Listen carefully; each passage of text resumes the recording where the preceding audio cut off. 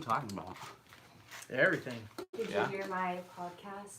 No. Oh, I nervously rambled. It was bad. Oh, were you with the MX podcast? Mm-hmm. Oh.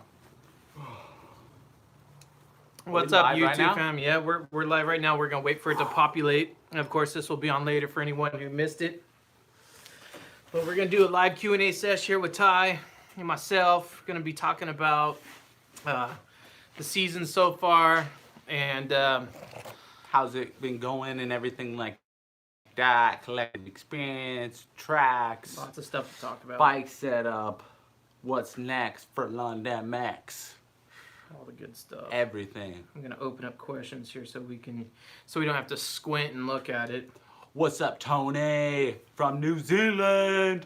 Tony's on here? Yeah. Oh, I don't even know shoot. what time it is, but It's like late over there, isn't it, Tony? No, it's Alright. not on And Ray V's how here. long did it take to join motocross? The Deuce isn't here. He's too cool for us. Yeah, he's on his own program. Yeah. All right, we got 42 people up here right now. We're gonna let this populate a little bit more before we start the Q&A. Can you guys hear us okay? See us okay? It looks like it's all right. Yeah. I'm watching on here. It's like we got a pretty good stream. Oh, you got someone's coming to Atlanta? Gonna be a hot Atlanta. Uh-huh. Hot Atlanta. Oh. 66. I think at 100. When we got 100 live here, then we'll Oh, kick someone it off. from Iceland, shout out. Way up north. Dude, my crowd is vast, bro. Yeah? Ireland, Oh, Iceland. look at fans from Oakland. Yeah. Oh let's my go. God, a Raider fan over here. Awesome. Hey, everyone that's going to ATL, maybe check out the Collective Experience. Yeah, we're going to talk about that. Yeah, we'll get in more depth, but just a thought. Is that when your thing opens up for them to... No, my Collective Experience, I have a fan experience that goes on every single weekend for Supercross. Okay. We'll make sure and dive into that. We'll talk Yeah. about Dave, talk about his program. We'll talk about Oi, everything. oi, Ozzy. Shout out. Cameron Moore. Uh-huh. So I'm reading comments here on my phone, guys, while this is streaming, so I don't have to let go. Oh. Let me get comfy. Scoot Yeah. over. We need to scoot over. These chairs. You want more? You just want more of the picture. Yeah. They came to see me. Oh, I You're know. you're just a side attraction. I am.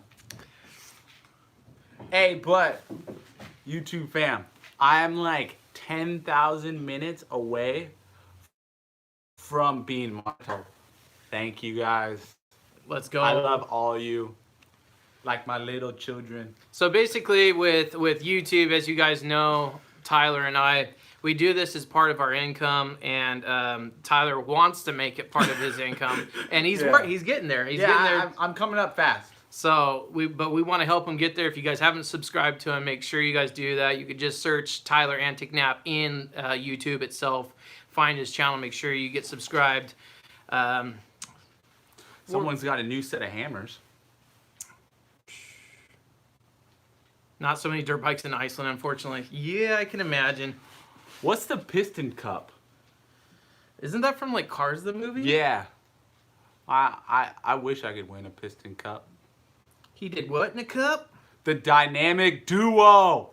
Let's go. And hopefully we'll have Let's Go merch here pretty soon. I'm trying to work on it, but I'm not happy with any art yet. I pissed in a cup. Piston cup. Like the one that came out of the KX250F. Piston. You guys want to see something that's hammered? Ooh, actually that side, that's exhaust, or no, that's intake side, but she's pretty hammered. Yeah. The exhaust side though, this is where the real damage was. Oh, you guys can't even tell. Quality's too low. Yeah. But What's up with your it's, phone, bro? dude, look at that. Oh, damn. What happened? Someone just ran no air filter? Ran it at the sand dunes with no air filter. YouTube fam. All right, we got 110 in here right now. That's cool. We'll start now. So basically, we just knew that we wanted to do this before Anaheim 2. We wanted to come at you guys and let you go ahead and ask some questions because I've gotten so many questions through Instagram, through email, on the channel itself. Comments, everything. Yeah, it's been overwhelming, and it would literally take an entire day to get back to all you guys. So I thought instead we just open up a live Q&A. It's a little crazy, as I can see on the comments here. So we're gonna, just kind of take it one comment at a time. Time to get serious. And let you guys all chime in. If I don't get to your question, you can drop it down again, and I'll try to get back to it as soon as I can. But yes, we are going to be talking A2. I saw, who's the homie that runs the Dirtworks vlog? I think his name's Alex. Alex. Okay, so Yeah. I saw his vlog. They got the track all Yes, built. they got it built Sunday and covered like most of it. I'm pretty sure In about plastic. 75% of it's done. But that's a huge feat. So I think we're gonna have a really good racetrack coming into A2. A few wet spots in the bottom of the trains just where the plastic overlaps, because a lot of people don't know, but the plastic covers most of it, but it overlaps in some areas. So there's actually sometimes like a really wet spot or a soft spot in the middle of a rhythm section before a whoop, on a corner, and it's kind of very inconsistent. But most of the track is going to be phenomenal this weekend, guaranteed. Dirtworks does an amazing job. Yeah, they really do. And you guys wouldn't believe the mountains they literally move to make those tracks happen. And they will order lime out the yin yang to dry the track out into. Yo, Tyler, do you use a clutch when you shift? And I already know the answer to this. What? Okay, what do you think the answer is? Into first gear or second gear only? So it's like so hard to answer that question, because when I start, I'll use the clutch shifting, but most of the time in Supercross, because we have so many jumps, I time all my shifting over jumps in the air. Like, I rarely shift while I'm gassing it down a straightaway or like that. But I use the clutch on the starting line. Like, I dump it, and then, you do that quick shift and shift up with the clutch. Okay. Straight up right there, guys. Yeah. All right. Because you don't want to, why you do that is because you don't want to let off the gas, shift, and then get back on the gas when there's, 20 other dudes trying to get to the first corner. My starts haven't been at all very good all year, so I'm still working on it right now. Yeah. Well, Just it's being real with it's a you. process, guys. Tyler, relationship with your brother. Brother. He is my brother 100%. I love him. I hate him. I want to kill him sometimes. But all in all, he's blood. I love him. I think we have a great relationship, and he is my best friend in my life, and he will always be my best friend.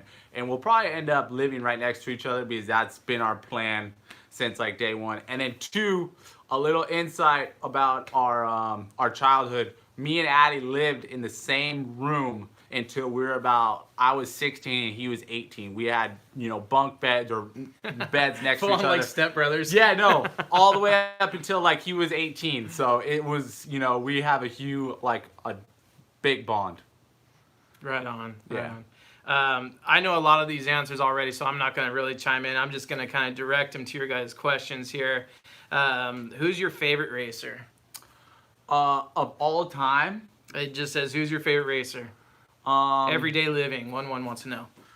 All right, well, the 90s, probably Jeremy McGrath, like hands down. But Ryan Villapoto was like hands down, I feel like one of the most talented riders ever to come through. And then Ken Roxon, and today he's just phenomenal. And he still amazes me every single day of what he can do on the bike. Pilot 805 Life, that's my boy Corey, is asking, are you changing anything with the bike before next race? Yes, so we actually... Good question, Corey. Yeah, very good question. So we actually discussed this a lot on the way back from AZ. Motor mounts that I have stiffer from stock, and we're going to change those back to stock because I think they're doing, they're kind of messing up the feel in the front forks. So we're just going to go back to the original, setup with this. It's going to be actually a softer front motor mount. so the frame can flex more and it's not directed too much on the front end, and it's going to just make the whole bike work more as a unit, and I'll get a better feel, and hopefully that works. We're going to try actually when we go down there on Friday. Sick. All right. Yeah. And then press day is canceled this week, so no press day videos. It's just going to be all race weekend vlogs. Yep. Thanks, Barnyard Burner, saying he's following both channels. Robert McSfeeney, you know I love you, dog. Says, biggest Lund fan. Are you diehard Honda guy? Could you see yourself on a different bike in the future? XMR Maddie is what he asks. I could definitely see my bike on a different color in the future. Probably not a Suzuki. It's all right. But We all have I'm open to Kawi, Suzuki, Honda, Yamaha, Husky and KTM are kind of marginal because I did do the test with Kiefer Inc. and those were the Husky and the Kawi. I just didn't fit them very good. I would definitely have to do more to those bikes than the rest of the field.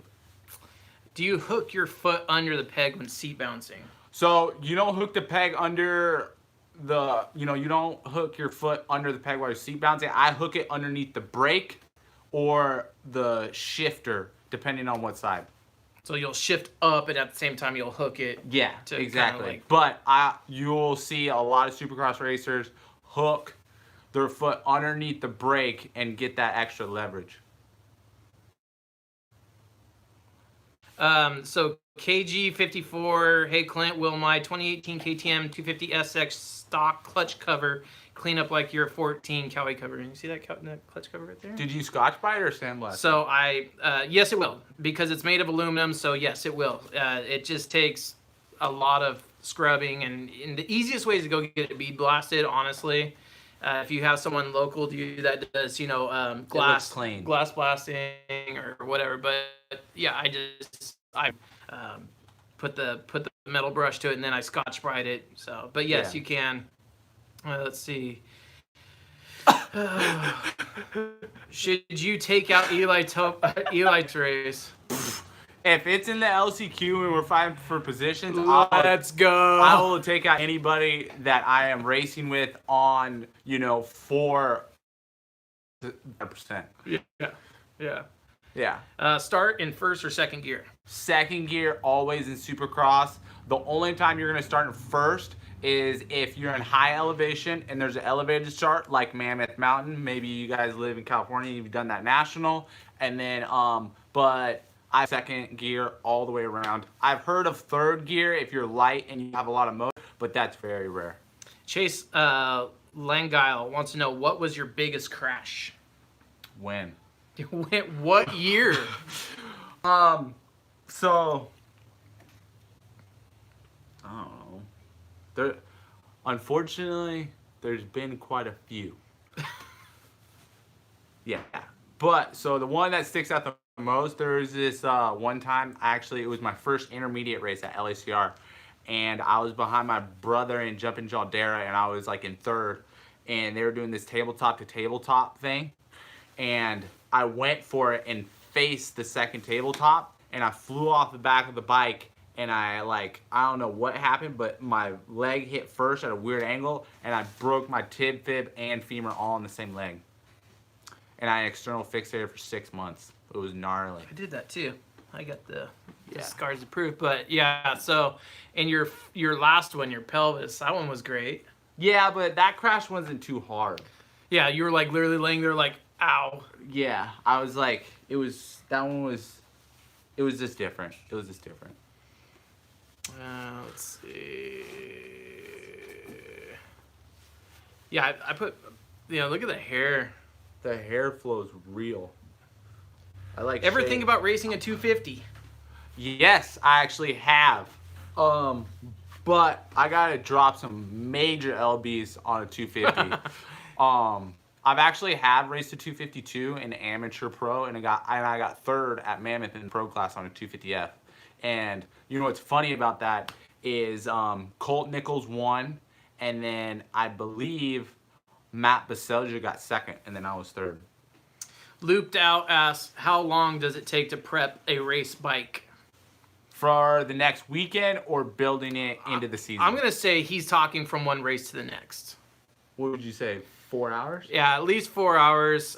It's so like I would say the longest thing, not to interrupt or anything, is graphics. Oh my god. Peeling off and putting on every new graphic piece is probably the most time consuming out of everything. Everything. But you know, it makes the bike look so much better with fresh graphics the next weekend.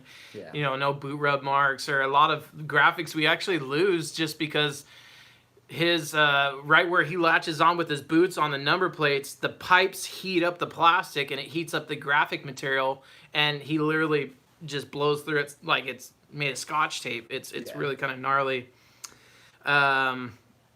Let's see. God, you guys are just killing it with the comments here. Yes, he says, "Are y'all coming to Atlanta?" He is for sure. We're gonna try to get me out there. Yeah. It just depends on if we can make some mains, get some money rolling in. So to talk about me and Clint's situation right now. Do let's. Yes. So I'm gonna keep it 100% real with you guys. My boy Clint is my boy, and I want him at every single round, but there is no way on the money I'm making I can afford him to fly him out and pay him and bring him back every single round of Supercross. I would literally be in the negative at the end. So I'm gonna fly him out to as many rounds as I can afford or find sponsorship for, and that's just kind of how the cookie crumbles, unfortunately. But we're working up. We're actually just trying to figure out sponsors, and we're actually just talking about that today. Yeah, we were. So there's several different ways you guys as a crowd can help. He has a website. Yep. I have Tyler Enticknap merch. Yep. And then, so is that the website name, tylerenticknapmerch.com? No, so my website is super simple. I got super lucky with it. It says tylerenticknap.com. Boom.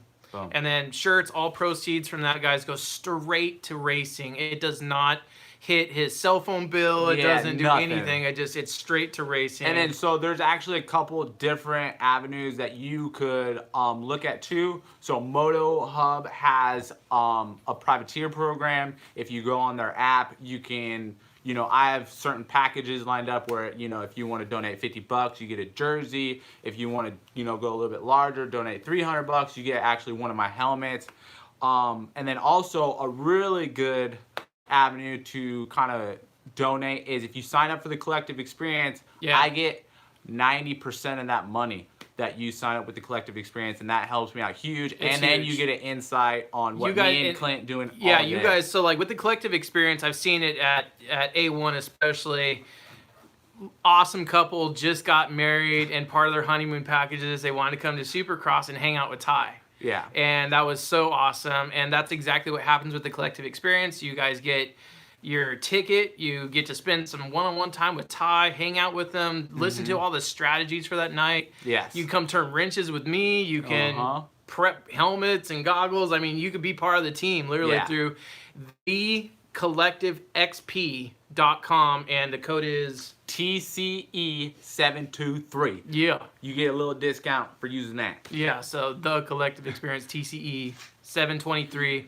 Endless Progression, my boy, I've known him for a while. He's been one of the OGs on the channel here.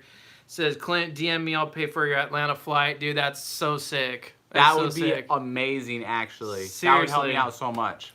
Thank you. I mean, yeah, anything you guys can do, we're going to keep these videos rolling. We're going to keep the vlogs going. We're going to keep all the insides that you guys, you know, look forward to each weekend. And then, too, if we, like, this is just, I think this goes for me and you.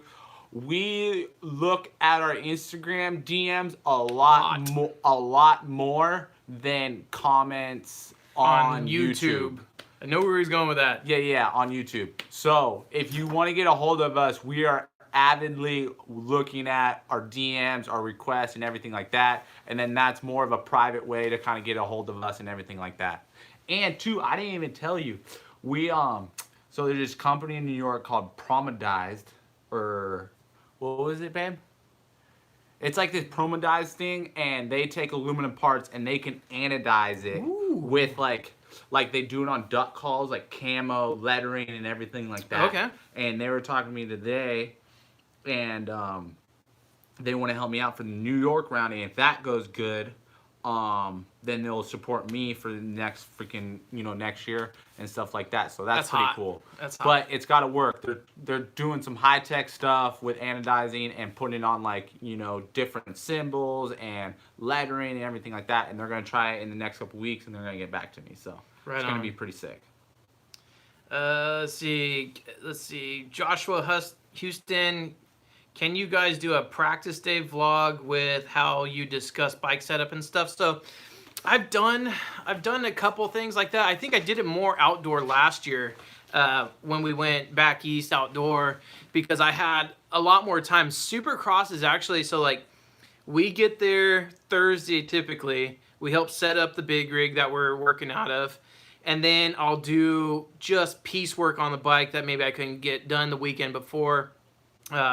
Simple things, oil changes, chains, taking off the wheels, getting them over to Dunlop in the morning. Just like, there's little things I could do, but I do video a lot of those setups. Maybe I'll get more into that, start doing that so you guys can see, because the press day is basically our best practice. We don't get to ride the whole track, but at least it's a good way to get an idea of where the track's going to go in practice the next day. So it's kind of a nice little insider thing that they give us. But I'll try to do something like that this weekend at day 2, if it's permitting.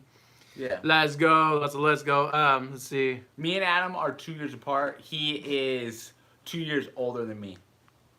There was a question about us being twins or something. Which air filters do you guys prefer? Which one do you run? DT1 air filters, guys. DT1 air filters. Let's see. With no toilet oil.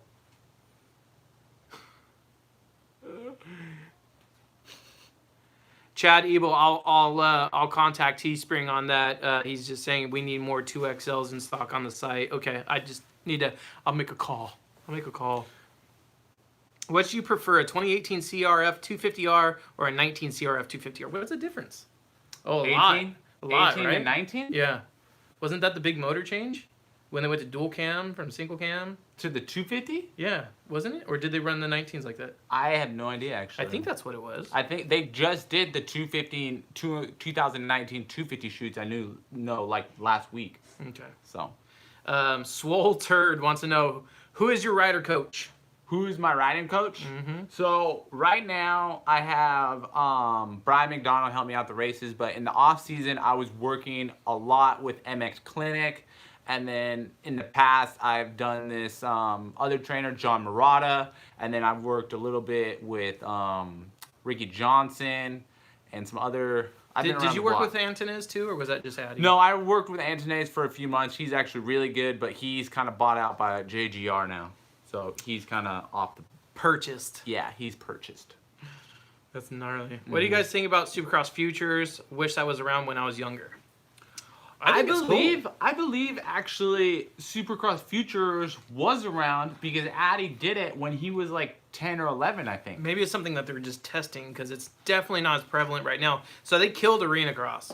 That sucks. I'm bummed out about Arena Cross. But there is Kicker Arena Cross, I found out. That actually has pretty good payout. Mm-hmm. So... But it's definitely not as known as Amsoil. I think it's great, though. To answer your question, I think Supercross Futures is a great opportunity. I got to see some vlogs from last weekend. We had close friends from here on the Central Coast that raced it. Nick Fisher, who keeps commenting in here that I should be president, he should be vice president. Yeah. But I know Nick raced, and he killed it. He did really good. A lot of local talents out there, and they're all killing it. Let's see. How do you get companies to provide parts? I think we both have a different version of that, but I'll let him take the helm on that one.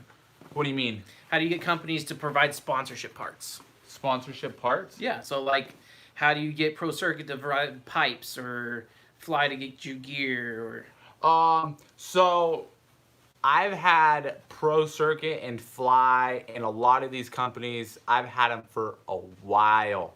Like, I would say 10 years plus, actually. And I've just created relationships and just communicated and figured out who was doing rider support, and just went up there and shook his hand, whenever he was at the races and stuff like that. And, just build your resume and then stick with the company and figure out who's working there. And it's all about communication. It's all about who you know. And if you don't know anybody, then go to sponsorhouse.com. make your or Hook It. yeah, Hook It is the new sponsor house. But go to Hook It. Get, even if they give you 10% off, you don't know how many times. I actually started with Fly at like 20% off, like way back in the day as a novice. And I just committed to them, and I really like their gear, and you just stick with them, and then you figure out who's working. It was Max Steffens, and a lot of these people stay in this little circle. This industry is not too big, so as soon as you make friends with one guy, you're gonna make friends with another, and it's just about communication and being upfront and being real, and just kind of tell them what you're doing, and just talk to them like normal people, and they'll hook you up. Just put in the results, putting good communication, good social media following. There's different ways of getting sponsorship, and you just got to present yourself in a good manner.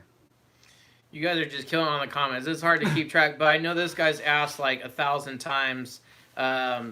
Would you do you ride any two-strokes, Tyler? I haven't rode a two-stroke. Didn't you do a test for Kiefer or MXA or someone like that, or Dirt Rider on a two-stroke? Or was that like a trial? Oh, no. I did the TC 250. I remember the TC The 250. off-road version of that. That was actually pretty sweet. That was at a Kahia, and there was like an off-road day. And then, I got to ride a trials bike. The trials bike. That's on YouTube, guys. Yeah. You guys can actually see that one. Jeff Aaron, or not Jeff Aaron. What's that trials guy's name? There's too many. No, the American guy who wears Alpenstar gear and he's tall. One of the YouTube fan might need to hook us up with that answer. Yeah.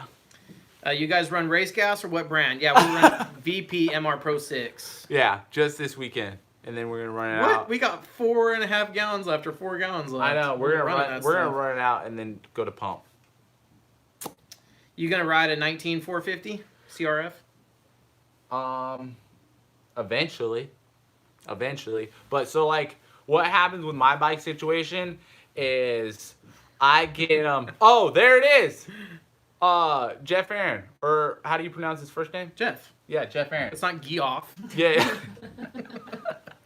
Yeah, I told you it was Jeff Aaron. Yeah. So my bike situation, I usually am a year behind because I usually buy my bikes from Honda or Geico for a discounted price. They're right around like 45, like $5,000. Any plans to race Canada ever?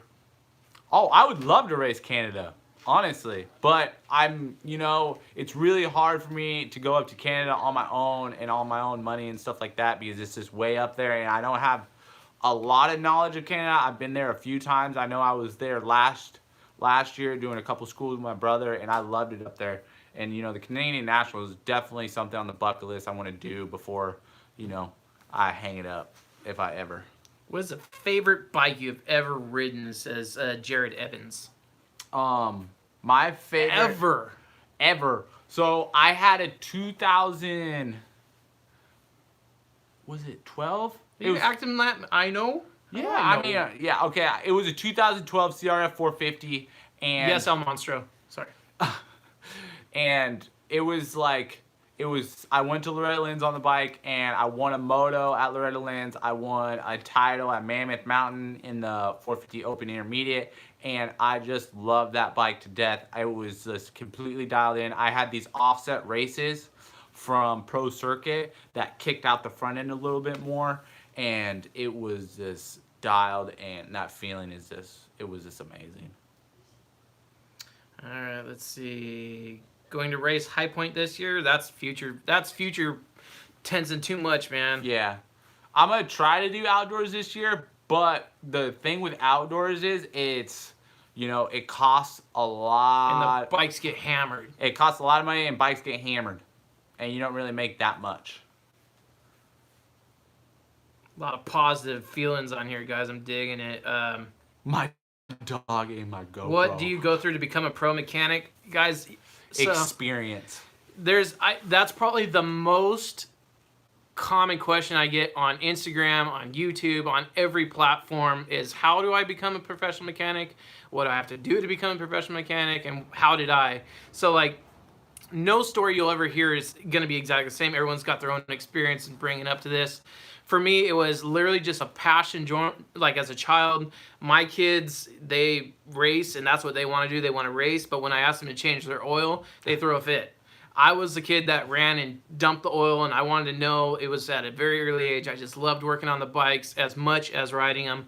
And as I got older, that didn't go away. I went through several dead-end jobs growing up that just, I got tired of working for other people, making other people rich, and making other people, you know, fixing their way for the rest of their lives, and they don't give a crap about me. So I went ahead and I was like, you know what, forget it. I'm gonna really get serious about this. So in about 2000, like literally the year 2000, I got in my worst dirt bike wreck ever. And I got to really sit back and think about just where I'm going to go with the rest of my life. And I decided basically as soon as I got up, I did have to go back to that dead-end job, but I was going to use that to kind of propel me. My wife and I'm fast tracking gnarly here though. My wife and I got married in 04. And then in 05, I opened up my first business by myself.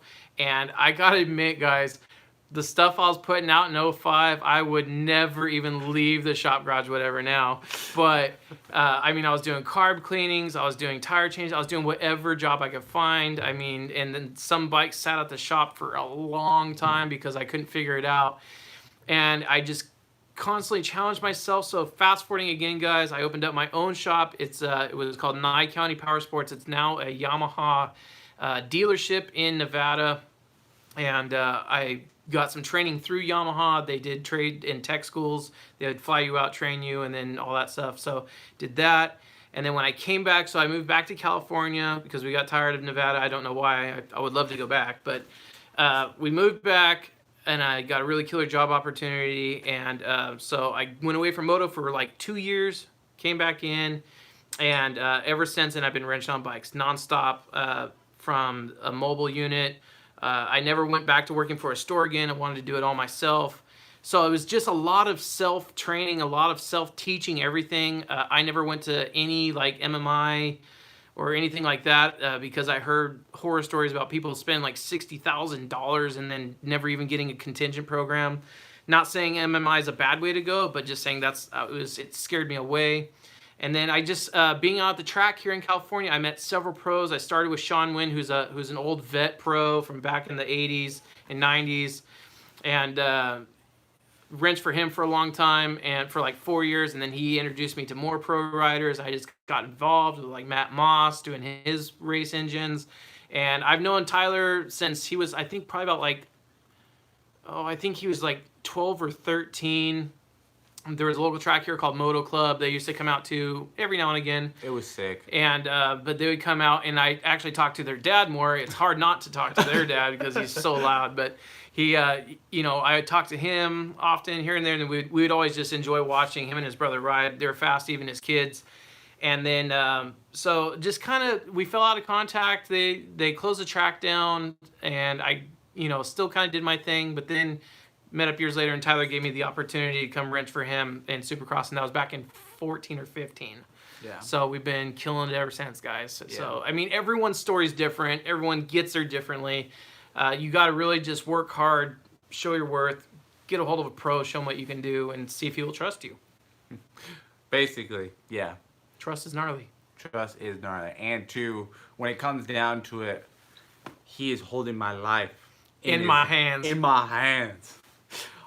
So I seen a couple of frequent questions, so I'm gonna give you guys the straight 100% payout answer for Supercross and motocross. So licensing for Supercross, $300.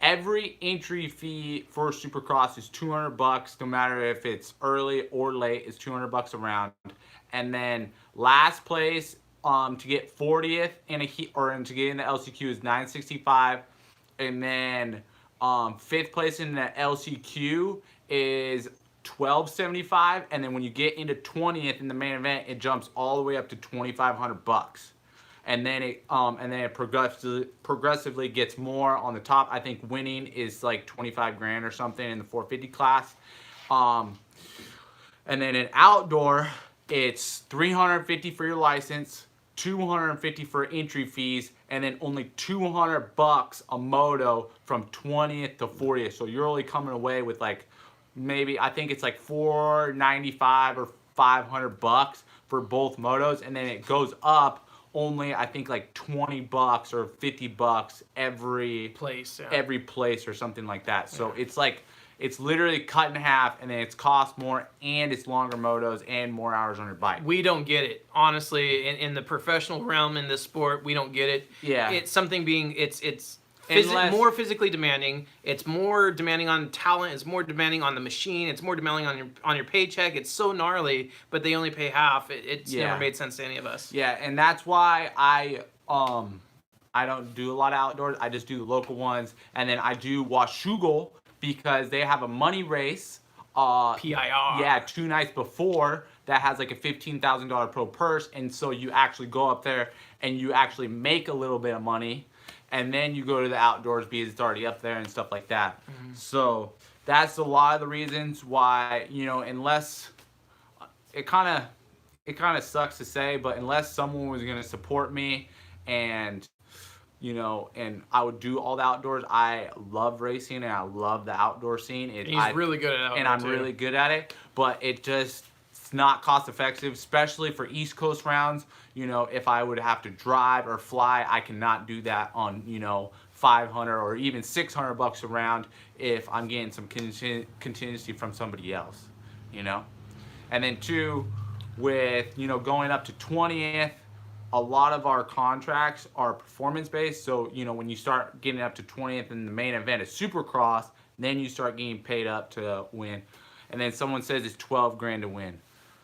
So, yeah, not 25. Sorry, guys. But I just check for like $1,100 for the 10th in the LCQ at AZ. Come on. Yeah, and then the check I got from Unadilla was like $465.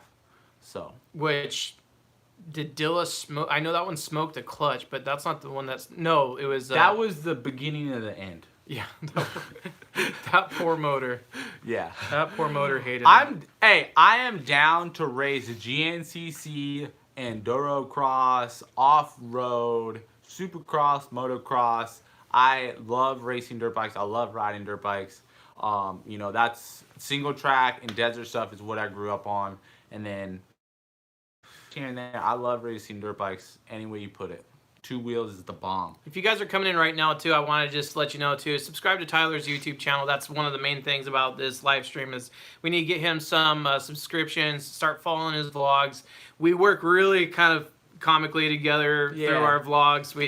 We do get different shots. Sometimes they're the same, but it's different point of views. He goes over the entire track. He shows what sections are going to be gnarly. He shows his perspective on prep and getting ready, while I'm the mechanic side. So it's 2 different views of the same guy. Mechanic's perspective. And it's really cool, and I recommend you guys go and subscribe if you haven't already. Yeah. And then there's also a question in here. So the family business is Allied Fence Company. My dad has owned a fence company for the last 25 years.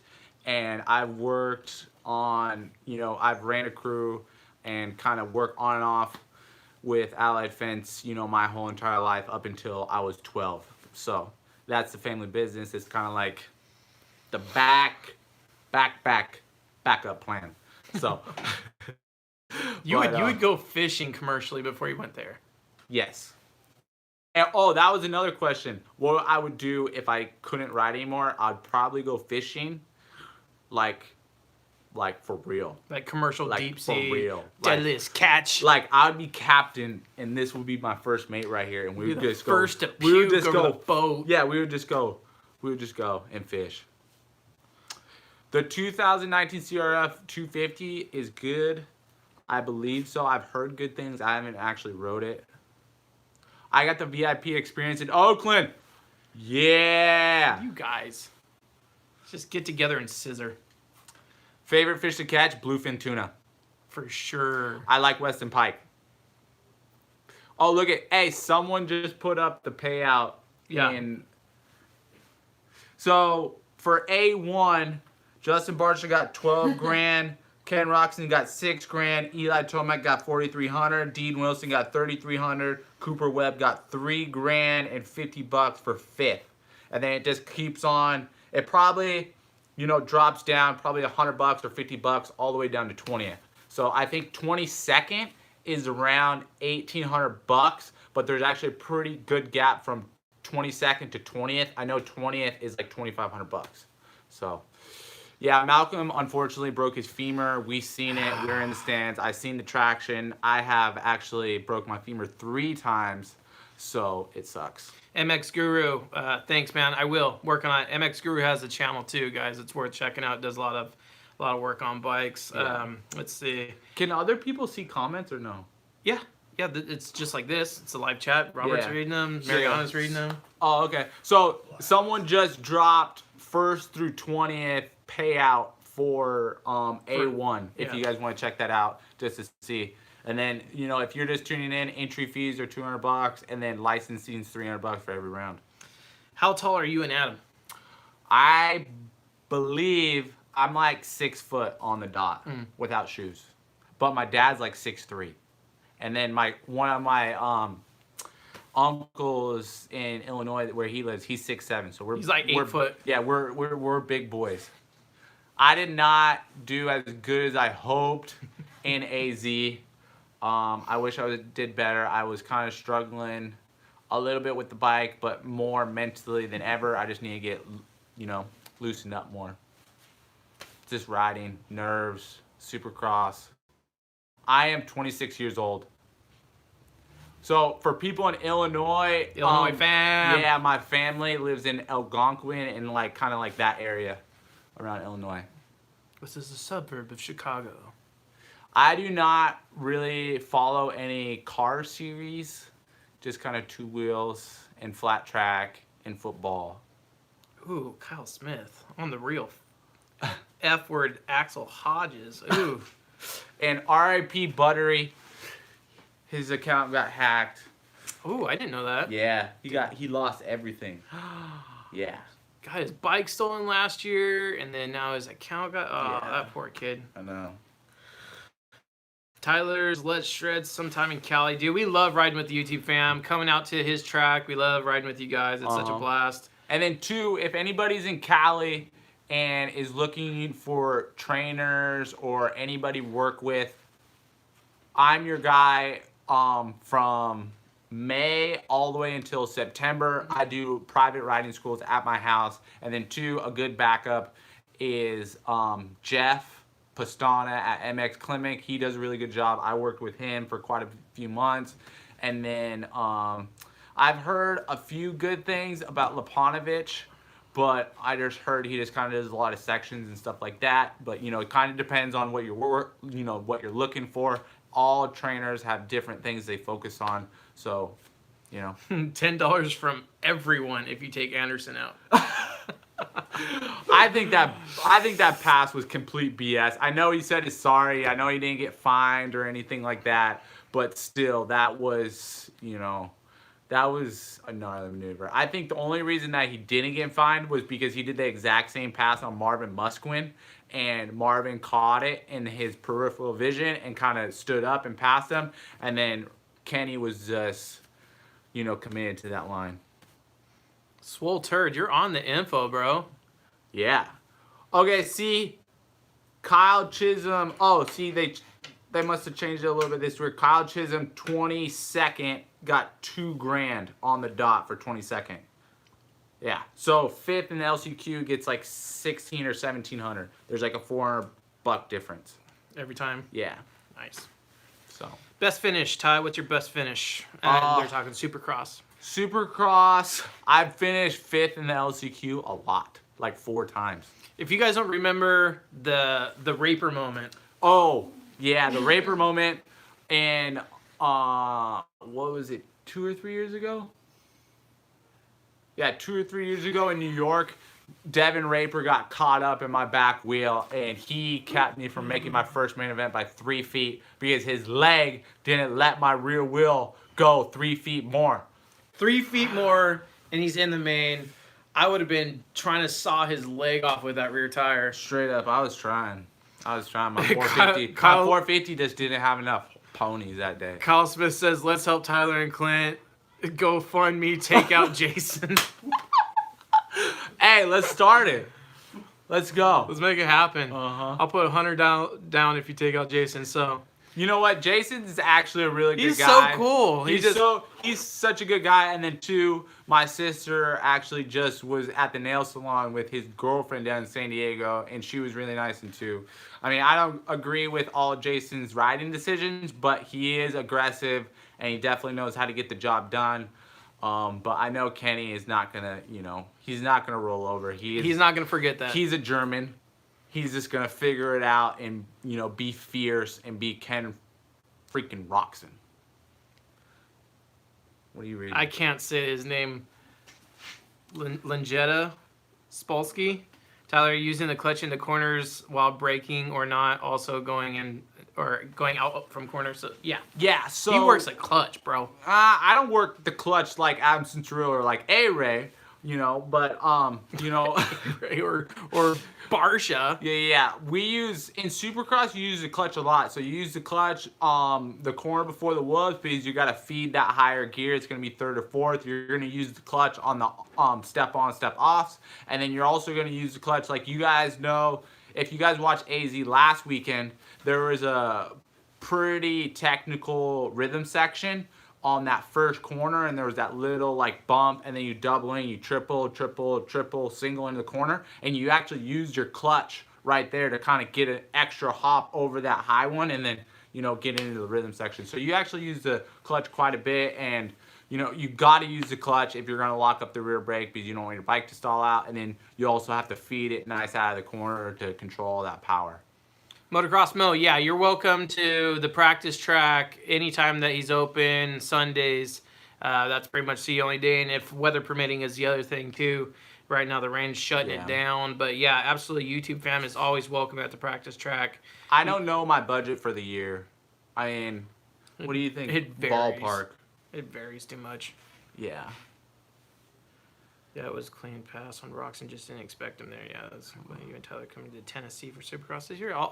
We're going to try to go to all of them, guys. So, I mean, you're asking me if we're coming to this round, if we're coming to this round. The answer is yes to all of them if, he's healthy, which I know he will. If the bike's good, if I'm paid for, like all those things, The answer is yes, we will be there. So we will be there, all of them. We plan on hitting every single round. Yeah. I do not run an auto clutch. I run a Recluse torque drive. Torque drive. Yeah. Josh Greco's dog is actually pretty sick. He does some pretty sweet-ass tricks. Hook up with Zach Bell and race some works. Please make sure you're at Minnesota. I'll spend. See you, MX Guru. Yeah. Make sure. So Minnesota, isn't that like in one... It's after Oakland, isn't it? Or is it after Houston or after Texas? So we got A2 this weekend, Oakland, San Diego, Minnesota. So 4 weeks, a month out. Yeah. Yeah. Honda CR250. It is raining everywhere in California right now. All across the coast. When we're not on fire, we're getting flooded. It's one of the two. I do not like the air forks. No one does. No. Unless you weigh like 132 pounds. Yeah, and that's why a lot of the production bikes have steered away from there. Let's go, Sneaker House. Let's go. Let's go. Let's go. You guys are funny.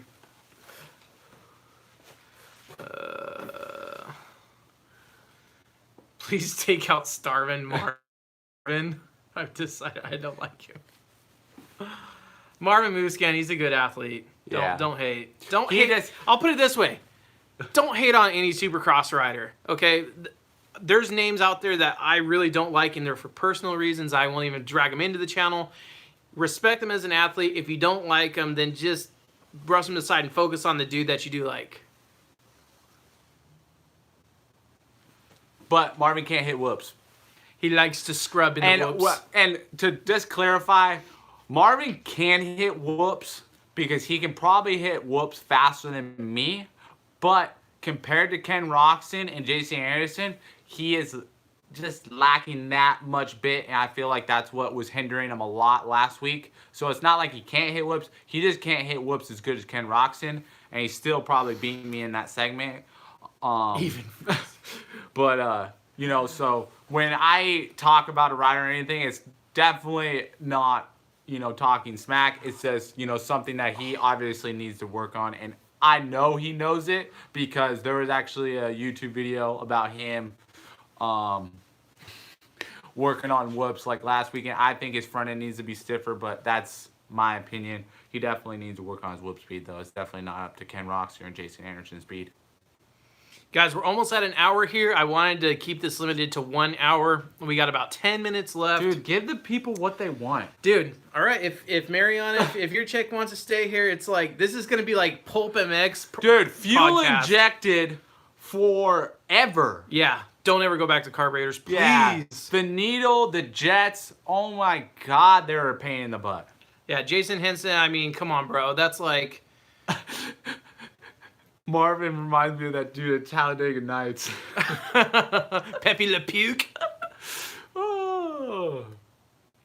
Or Malcolm. Yeah, Malcolm is Was killing it in the whoops. Malcolm was best in the whoops, but as you guys seen, he kind of was focused a little too much on passing Vince Freeze in that section. I think he tried a little too hard, and that's why he kind of got out of whack. And those whoops, you guys have no idea how slippery they were. They were literally like ice. So you can't shoot a bird. Do you lock up the rear wheel coming in and into turns, drag halfway, then clutch out? No, not on every corner. If you're locking up the rear brake these days, the mechanic is on it. We're experiencing the government hard at work, trying to block. It's trying to block it's part of the FBI.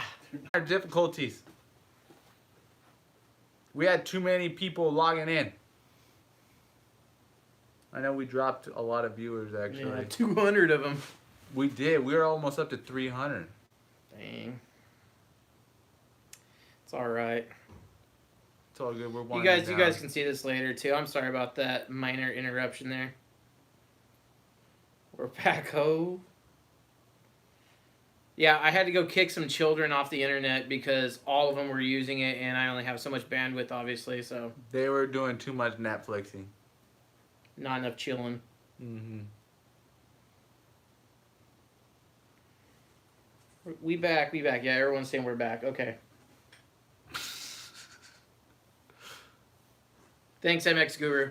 I was a major J-Law fan, actually. I still have his signed poster in my room. To heck with J-Law, that's what I say.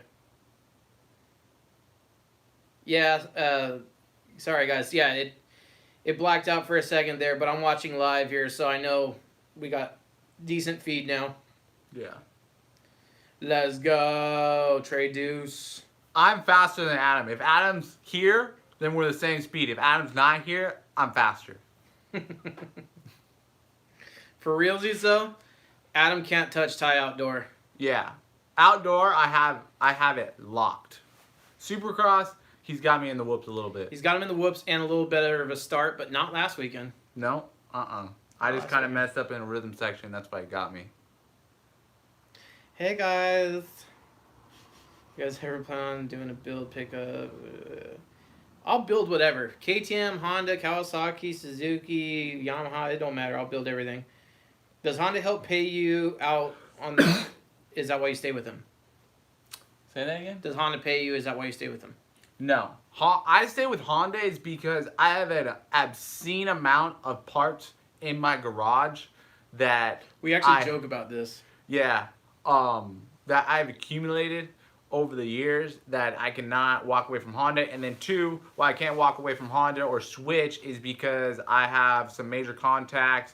If when I do good, they will support me and back me, you know, no matter what. And I've been Honda for life, and I just got the setup, and I've got AKIS suspension for it, and it's just really hard to switch.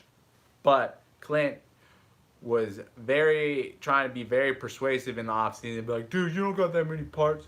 You don't got to do this. Let's go like Suzuki.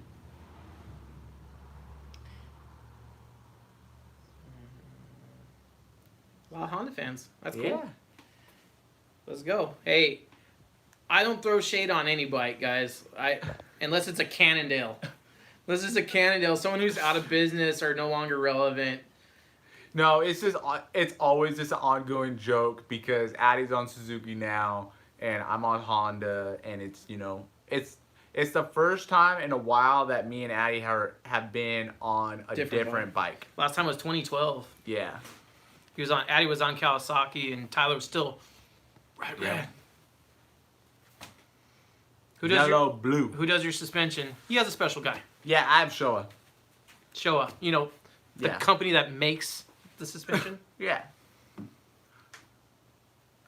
I noticed an old XR in the garage at Tyler's house. Ooh, dude, the XR 400. He's got some XR strength laying around the house. So the XR, I have an XR 200. I have an XR 400. I used to have an XR 100, but that thing died and quit, and I gave away, and I ended up seeing it later in a date with the KTM front end, and it just looked like Frankenstein. But the XR 400, I still rip on trails and will go like 80 miles an hour with it down some sand whoops out in Jawbone in the desert and stuff. And then my dad just actually did a new addition to the Red Fam and got a 450L. Taking an L. Yeah, taking an L. But the thing is sick. It's street legal. It's got the same frame as a 2019 Sierra 450. And it's really sick. Really, really sick. Do you get arm pump? How do you deal with it? So Addy's actually dealing with this right now. He's getting the most arm pump he's had ever. And I got a lot of arm pump and A1. So one of two things. One, you're not riding enough. Or two, it's 100% mental. And you're just riding and just gripping on too tight. If it's one, you just ride more and relax and just get your muscles and everything, all that lactic acid out of your body and just ride more and just get all those muscles into shape and into riding condition. And if it's mental, just try to relax and not squeeze and take deep breaths. This is my routine because I try to do the same thing, but I know I need to start doing it more at Supercross because I get tensed up, and that's why we came up with the good vibes from last weekend in the last week's vlog. So we're going to continue doing that and just continue to just relax and just kind of put your mind at ease when you're riding so you don't get arm pump. So many questions that are saying, please, please, please, Jack Donovan. Absolutely, this goes for everyone that's watching this, will watch this, or you are friends with. The first thing after you buy a brand new bike is what? Suspension. Bar none. Suspension will change the entire bike for you. Do not go and buy a pipe. Do not go buy wheels. Don't go buy a gold chain. Go spend some money on suspension. It will literally change your life. You won't see a better lap time change in a pipe, a header, cam, or just plain safety change. Yeah. Because even if you're like a bigger guy like me, like I'm 205 pounds right now, and there is no way I could run a stock bike safely. It's just the suspension's too soft and it'll bottom out. I don't care, if you're rolling the jumps or jumping all the jumps, you need to go get your suspension, and that suspension sprung for you. Suspension and a lesson from Tyler. Yeah. Nick Fisher, we're watching you. What do you say? Suspension and a lesson from Tyler. Yeah. I helped Nick Fisher, actually one of the guys I privately taught over the off season, and he actually just got, I believe, 6th and 8th in the future Supercross race this past weekend in Arizona, and then he's got another one coming up in A2. And I suggested to get his bike stiffer from what he was originally running, and he's 100 times better now. Hey, MX Guru, I'm getting you some subs, bro. I want to see some... and suspension companies. So, Race Tech, Works, Factory Connection, Pro Circuit, RG3. Enzo, RG3. Race Tech, I don't know if you said that. Yeah, Race Tech. All of those companies are great with suspension, but what you have to do, guys, communication with your suspension guy. With your tech. If you just send them off and you just fill out, the classic form, it's good, but if you want it and no lean, you can go get your suspension done, but that but communication is key because they're just gonna put in some base setting and the right springs for your weight, what you wrote on your paper. So communication, tell them what level rider you're at, tell them what you're doing, tell them if you're riding desert, tell them if you're riding supercross, amateur arena cross, amateur outdoor. You know, you got to be communication and just get to know these guys, whoever you're dealing with. All these guys are definitely mechanically inclined and can, you know, definitely fill the void on whatever you're looking for. Thank you, Steven Taylor. Later, bro. Pro Action's done. Yeah, dude. So if you know the name, it doesn't matter. All the ones that he forementioned, they're popular or famous for a reason. Another one that I know does really good stuff that doesn't get a lot of publicity is TBT. He's out of Southern California. I heard good stuff about him. So it's like, yeah, there's a lot of guys around a lot of different areas. Especially in California. Yeah, especially in California. And then, too, also with your local guys, you know, back in Illinois, I know you might not want to ship your stuff out all the way to California, but there is definitely some good companies back there in all areas. So just be, you know, just be communicating and just tell them what you want. And then I saw a couple questions. So for private lessons for me, I charge $50 an hour. So how many hours you want to do or how many hours it takes, you know, that's my rate. I did have a Patreon page where you guys can donate for a long time, and then Patreon actually had an issue with people donating, and then when they went to charge their account for it, they didn't have the funds because they have a savings and a checking, and you got to put savings in a checking, you got to wait through. No. But, so there were some problems with that, so they actually like restricted my account. So now on Teespring, where you can also get my t-shirts, guys, there is a donate button also, and you can do any amount on that. There's, I know, like I said, with Ty, if you guys missed that, he's got TylerEnticknap.com, and he has a merch section. You guys can pick up shirts.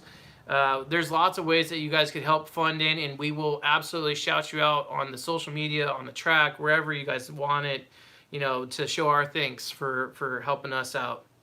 But teespring.com, look for London X. You'll see both shirts and donate button there too. And so guys could all get involved. Put on super chat on your videos. I've seen that before, but I'm not sure how to do it. If I seen a couple comments, if any one of you guys sponsor me for an entry fee, just we can definitely figure something out. You know, either, you know, first and last name on my jersey or the bike, or, you know, a private experience or a jersey or something like that. I can definitely hook you up and stuff like that. I'm always looking for people, you know. That's why I was actually just talking to Clint. I need entry fees are big just because it's always a weekly cost. Keep talking. And stuff like that. So, but that's what I'm looking for right now.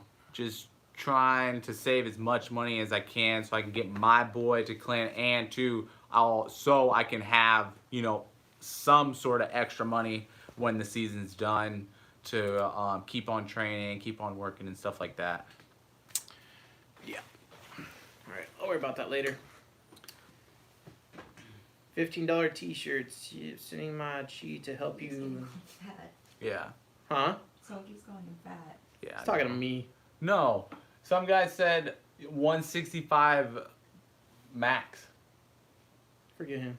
Yeah. Thanks, Ray V. You're a longtime homie, bro. Love you, dog. This guy is on it. Entry fees are $200, yes.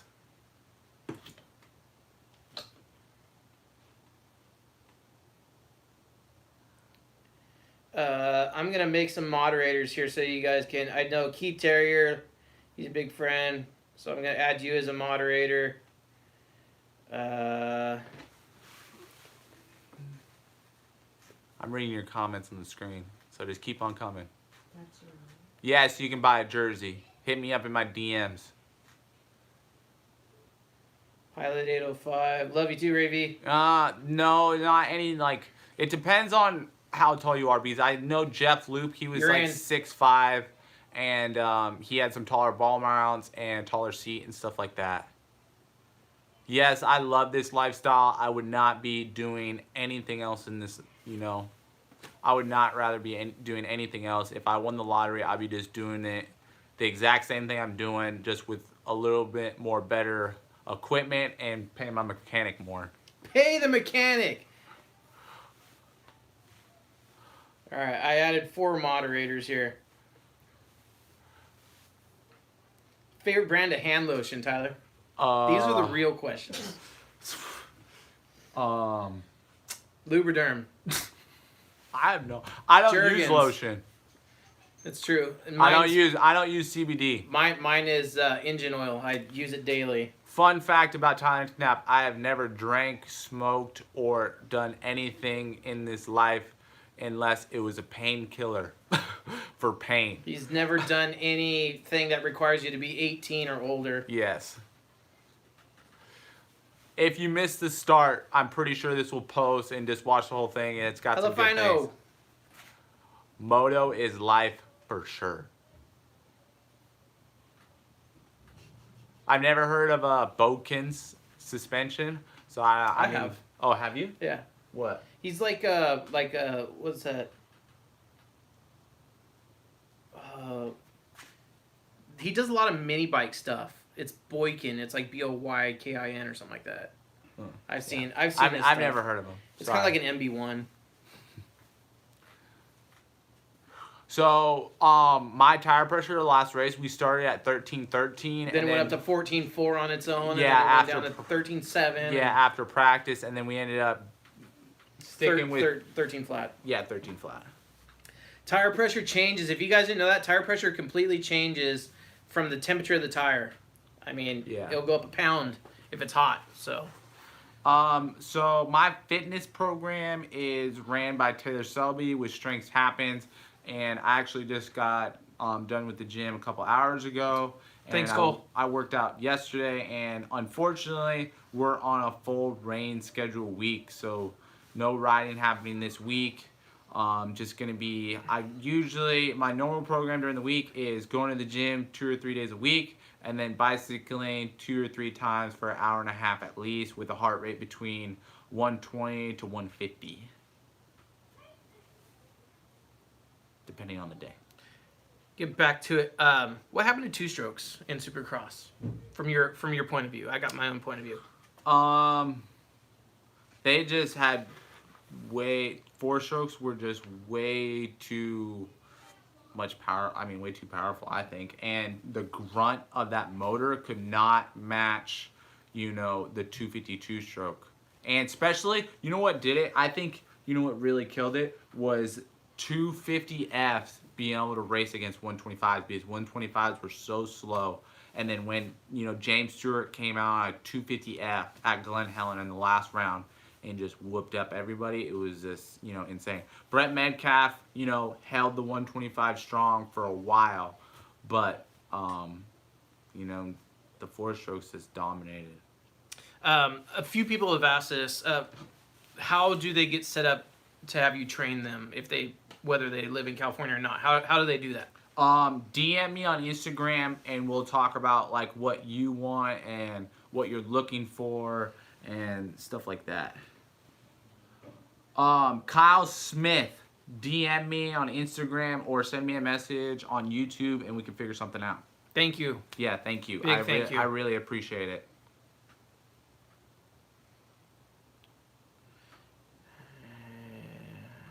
Later, Ravy. Is there a large shirts left I need to? Sir, yeah, is there large? So I'm gonna do inventory tonight. I got some more shirts in after I haven't restocked inventory, so I'll restock inventory as soon as I get home. I just gotta count how many shirts I have, because when I did the jersey giveaway, I kind of messed up and I put the wrong amounts on the Whip T large jersey, and I sold some shirts that I didn't have, so I delayed a few orders, unfortunately, because I had to reorder shirts and then fulfill them and then send them out, so it was like a week or 2 behind. But I got those all caught up, and I just need to redo inventory, so that will happen, tonight or in the next couple of days. So just keep an eye on that.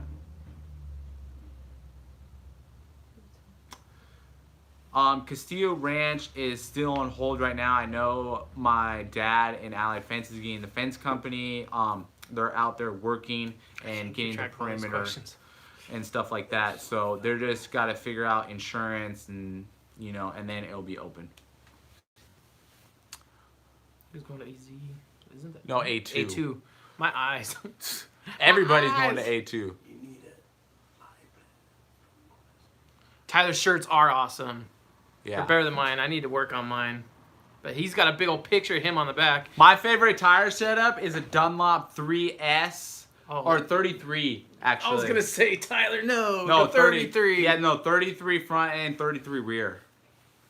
The 3S's were good, but the 33. I actually haven't seen Juan Dog in a while, but she usually comes up to Oakland, and her and Kenny usually hang out with the trailer and stuff. So it'll be good to catch up. Dude, hybrid edits. I would love to do a YZ490, and I would love to put Tyler on it. Just have him freaking destroy that thing. That would be so sick. Thanks, Tony Cutler. I know you bought shirts, bro. Did I read that correct? The biggest obstacle in Supercross is either the whoops or a dragon's back. Yeah. But for me, in racing, I think the biggest obstacle for me right now is the start. If I can get out to a good start, I'm going to open up and my results are going to, you know, light on fire and stuff like that. Two-stroke films. That's open. That, like, seriously, you don't want to ask Adam what he thinks about two-strokes. Didn't you see my video when I went with him to HEP? The guy doesn't like two-strokes, so anything four-stroke he's going to vote for. Yeah. And then I saw a question, why do I practice at Castillo's when I have a track at my house? My track at my house is an outdoor track, and I actually got that track permitted in Santa Barbara County a while back, so I cannot change that track configuration due to the Santa Barbara permit. But over at Castillo's, they already have a Supercross track built and maintained, and that's why I ride over there. Pablo, to answer your question, it's about $1,000 he spends each weekend at a race. So truthfully, I got my A1 check Tuesday night. It was $1,100, and by the time Monday hit, by the time I got back from AZ, I had $1.62 in my bank account. TJ, yes, we both use Snapchat, Tyler Enticknap, and then London yeah. X. I mean, T Enticknap 723. Oh, okay. Sorry. T Enticknap 723, and then I London X. eat at Whole Foods is because it's mostly the most consistent, best food that you can buy at any given time, and I can go get 5 cups of vegetables and some sort of meat, and I don't have to sit down at a restaurant. Which it's is big. quick, it's easy, and it's really time consuming. Not time consuming, but it's easy. No, we are not getting special tires from Dunlop. We're not that high up. Only factory riders get brand new specs. I get a production tire. Payout for the Triple Crown event is the exact same for a regular main event, but just the overall results change. Do you have a weekly job? Not right now, but in the off season I work for Allied Fence and I do private lessons. Favorite outdoor track? Bud's Creek was sick. Unadilla was sick. I still want to go to Red Bud. Washougal's sick. Yeah, Washougal's sick. But Washougal's slippery. That's like kind of a hard track. It's not my favorite. But Bud's Creek was dope. What do we do with our takeoff tires? We actually give them to our friends here locally. Or we save them and we use them. We reuse them in practice. Them in a darker day. Yes. What usually happens around September when you're starting to scrounge for money and tires and everything like that. Trey Deuce, no, I'm not against trying to use Hoosier dirt bike tires. He's under contract with Dunlop. He can't monkey around trying anything else, and really he shouldn't. He has one of the best tires out there. I personally haven't tried Hoosiers. I just did that one quick video with Carlin, and that thing got cut. So, wheel and hub setup. You've tried a couple. Yes. So. More than a couple. Yeah. My favorite wheel and head, hoop and hub setup is a Talon extra strong billet hub, and then they have the W thicker spokes, and then a DID Dirt Star hoop. And I actually have A60s on my bike right now, but the A60, if you're not used to it and you actually ride them back to back, the A60 is pretty rigid compared to the DID Dirt Star Strong. So I'm actually currently running the A60 right now, and I can manage it. And I just, if I had my preference and I had all the money in the world, I would buy a brand new set of wheels and run Dirt Stars. Yeah, Dirt Star Strong hoop and a Talon billet hub. With Buchanan spokes. Yeah, with Buchanan spokes. So good. The reason I'm not running them right now is because the team wants me to run red hubs and black rims, and that's the only set I have, so it's A60 and a Talon hub. But I do have the bike's 2 lit wheels that are gold and black, and then I also have another set what's red on red, but the team doesn't want to run those colors, so I'm stuck with red on black. Corey Tryon, I actually killed Ripco a while ago for a couple reasons I can't get into in the video right now, but a partner that was with me in the whole thing had an accident and he had to pull out, and so Ripco's gone, unfortunately. Maybe down the road I'll pick it back up. And then Tyler, do you run high bars? Do you run them forward in the clamps? Do you rotate the bars forward in the clamps? The bar setup. Talk about it. So my bar setup, what I've ran for years and years and years, is so you zero them out, so they're square with the forks, and then I run about 1/8 of an inch back from zero. So it'd be negative, like a half a negative or -1, depending on how big the marks are. But 0 and then a hint back. I feel like that's the best way to set up your bars, period, just by leverage on the bar and how it feels in my hands. Because if you do roll them up too forward, it's going to kink your wrists and it's going to probably get you a little bit of head swap, and you're just not going to have the correct down pressure on your bars. If you roll them back, you're on top of the bars, you're opening up your wrists, so you got that blood flow going here, so you're not pinching off that blood flow, so you get a max amount of blood flow in your arm for preventing arm pump. And then you're on top of the bike and you're on front and you're riding the bike's not riding you. This is actually something huge that he taught me, and for him to divulge this information without being paid for it, I think is huge, because it changed my entire riding, and it will forever, because for a long time I was an elbow dropper, and then when he showed me elbows up, and then also how you hold the grip changes everything about blood flow through your wrist, through your hand, and back up, your arm, essentially. So it changes arm pump significantly. It's definitely worth paying for a class with this guy. He teaches you some really, really knowledgeable, excellent things that help with riding forever. It's worth every dime if you guys are in California, or if you're willing to come out and rent a bike and practice with him. We'll figure it out. We can make stuff happen. Yeah, listen, Nick Fisher, listen, free lesson right here. It works. He knows. Yeah, I've been working with Nick for about 3 or 4 months now. Yeah, I can still get him off a start. Yeah, but he's riding a little bit. He's riding a lot better now, and he's came a long way. Do you run stock front brake setup? Yes. No, you don't. So from the front brake lever down to the caliper, yes, but I do run a Gallifer, what would you call it, extender mount? Yeah, well, it's an oversized brake rotor, so you have to have the hanger that oversizes it to the rotor. But everything else is stock, to get technical. El Monstro, I'm 36. 26. 10 years apart. 10-year challenge. If he looks like me in 10 years, he up. Hey, if you guys want to see Clint without a beard, go follow his Facebook, and there is a picture with him and Melanie that is comical. Is that why you shared it? You're making fun of me? Yeah, I loved it. It was oh my god. Babe, can you pull that up on my phone? Oh my god. Oh lordy. Hold on, we're gonna get this. How many Strava KOMs? I think I have like 8 right now, but I know I lost a couple in the last couple weeks because of the rain. But I've got about 8 or 10 KOMs. Only a few uphill, but mostly downhill and flats. You have sprint. He's full sprint, huh? Have you ever been on a factory team, Ty? The closest that was to a factory team was a BTL amateur team where they brought the whole setup to Loretta Lynn's, and I got to pit underneath there for the week of Loretta's. That was pretty sick. Any tracks to ride in the rain out here? Not really. I did have a sand track that was sick, and then on the pipe was amazing. I hate you, Mariana. Look at that, guys. Look at Clint and Melanie. They look so happy. Oh my God.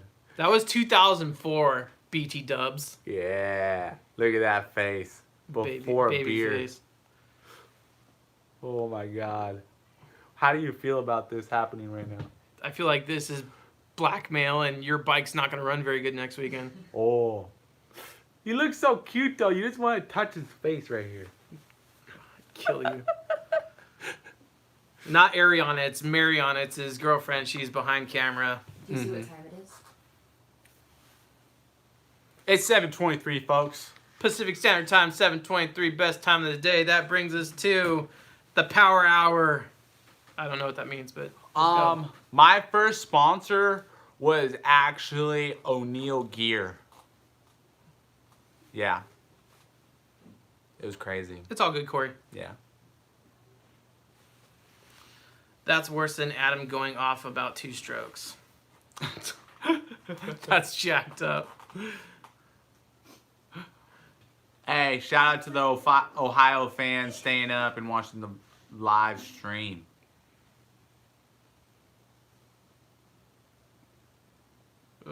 First sponsor was probably his mom and dad. Yeah, his dad's been day one. Yeah. And to get on a better team, I just need to get in that main event and put in some good results. And the team I'm on right now pretty rad. is pretty sick. You know, Brian White, Carlin Gardner, and that whole crew is actually really good. And Robbie Wageman and Carlin made the main last week, so they're ripping. I just got to keep on stepping on my game, stay healthy, and keep on racing good. What motivates you to never quit? The feeling of riding my dirt bike. There is no way, shape, or form there is anything in this world that will give me that feeling riding a dirt bike and being able to flow on a Supercross track. You know, that's what I strive for, and that's why I keep on pushing. And, you know, racing makes me nervous, and, like, you know, sometimes you're scared, and, you know, I get scared 100% of the time. But, but loving riding my dirt bike, love racing, love doing good, and that successful feeling is what I strive for, and that's why I'm going to keep on doing it as long as I can. We've seen the Jesse Nelson video. It's heartbreaking. It's like a mixture of heartbreaking, heartwarming. If you guys haven't seen Silver Lining on YouTube about Jesse Nelson, he lives an hour north of us. Him and I both have known the kid since literally he was a kid, and it was heartbreaking to say the least to watch the crash, hear the news that he broke his back. I've heard some astounding stories that he's standing on his own now with a little bit of help. The spinal cord that stretched is slowly coming back. It's going to be a process. He's doing some stem cell research work with it. No one knows what the future holds, but anyway, he's killing it in the RZR.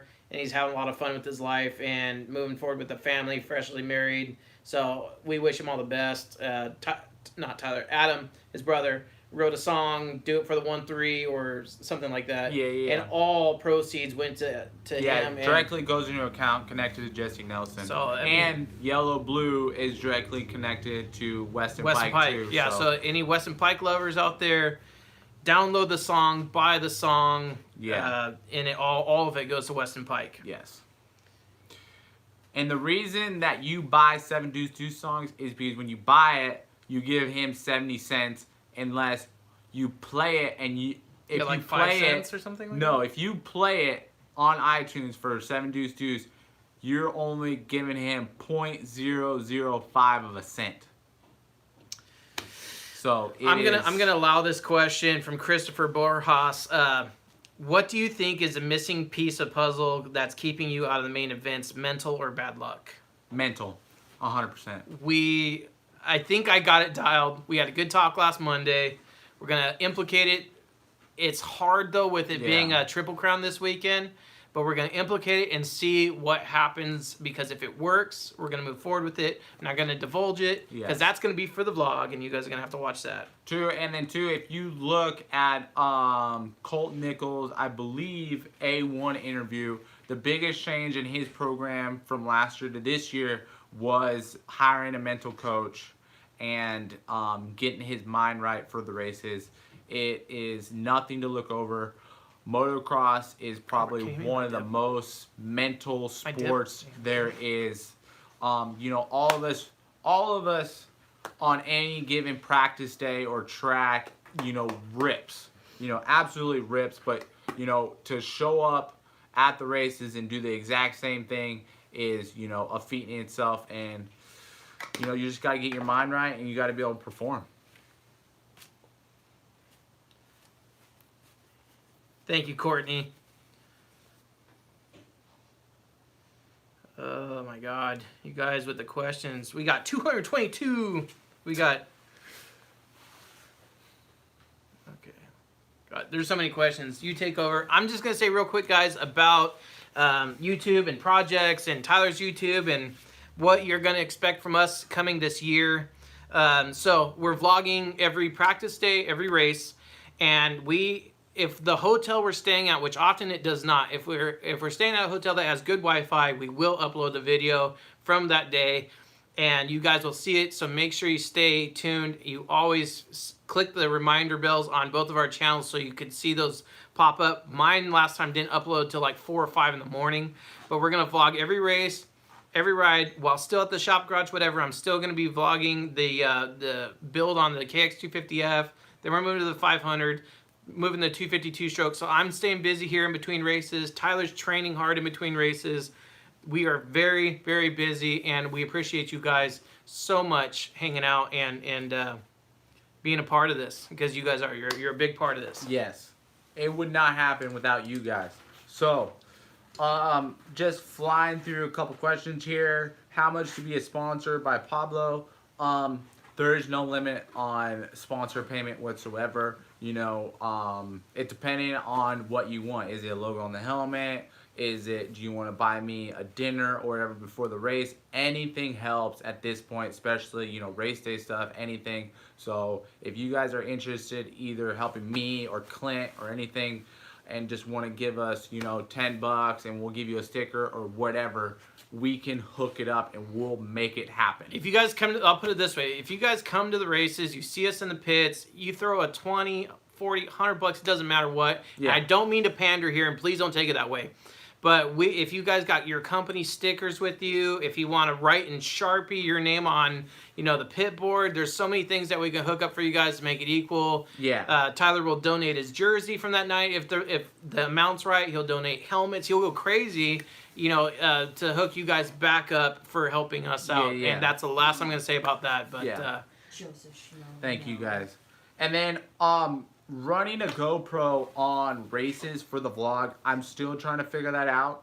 I know GoPro does it for GoPro riders, but I got to talk to GoPro and see who owns that footage, if it's failed or if it's free to use, if GoPro give me the rights. So I'm still trying to figure that angle out. I did have some GoPro footage from press, but I forgot my GoPro charger and my GoPro was dead, and I know you guys wanted the content that night, so I just ended up not using it. But I'm figuring out how to get more footage, because it's really hard for me to bring my cell phone down to the start line and kind of talk to it and then be able to hand it back to Clint and then, you know, get some shots like that. So that's why it's kind of the rider perspective. I try to talk to the camera as much as I can and give you guys as much insight on my day and how I'm feeling as much as I can throughout the day.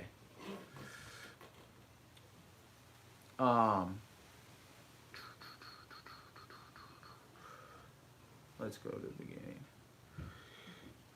So on covered stadiums, I cannot use a Lip Pro. I did not use it at A1 because I forgot it in my backpack and I left it at home, but I will have it this weekend.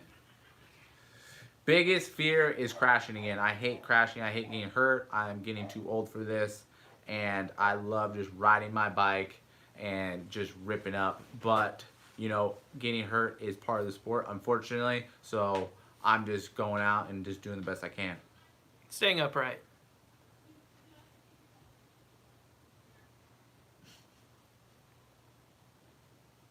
What do you see? Someone's gonna be willing to give him a blowy. Oh, we know someone. My favorite goggle lens for Supercross is clear, and then for outdoors, it's rose tinted. Rose. Pro Nationals this year will probably be Hangtown and Washougal. I know Glen Helen is off the schedule, so we'll see. And then we are going. Now it's at Fox. What do you mean Fox? It's at the Fox Raceway now. Oh, is it? So yeah, we'll be going to 3 outdoor nationals. I don't hate any section on the Supercross track. I love them all. They're just, sometimes they're more difficult, and it depends on the dirt. Mostly is the biggest challenge of a Supercross race. Like when we go back east to Minneapolis, when they bring the dirt in, it thaws out and it's super soft and it's usually rutted, and that's the most difficult part about a lot of Supercross track is just the conditions of the track and be able to do it fast. One thing that this guy won't say about himself that I'll say right now that I've witnessed through the years helping him, this guy could kill a flat, dry turn. Yeah. Better than anyone I've ever seen in my life. He straight speedway bikes it, and it's amazing to see.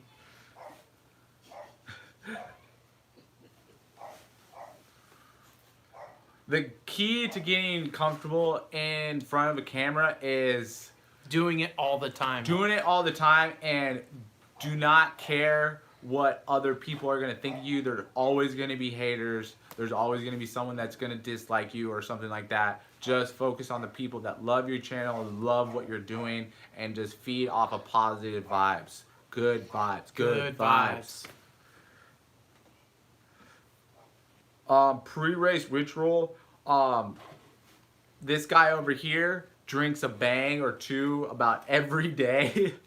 I usually try to keep it to a minimum because Arm pump. Yeah, arm pump, and just, you know, I don't want to get my, when I drink an energy drink, it's just like gonna beat so fast.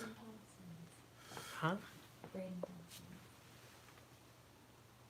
I love racing against my brother every week. It helps me out, and too, when I see him on the track, it's just that another sense of comfortability that is out there, just like, you know, just like another day out at the practice track, him and me racing.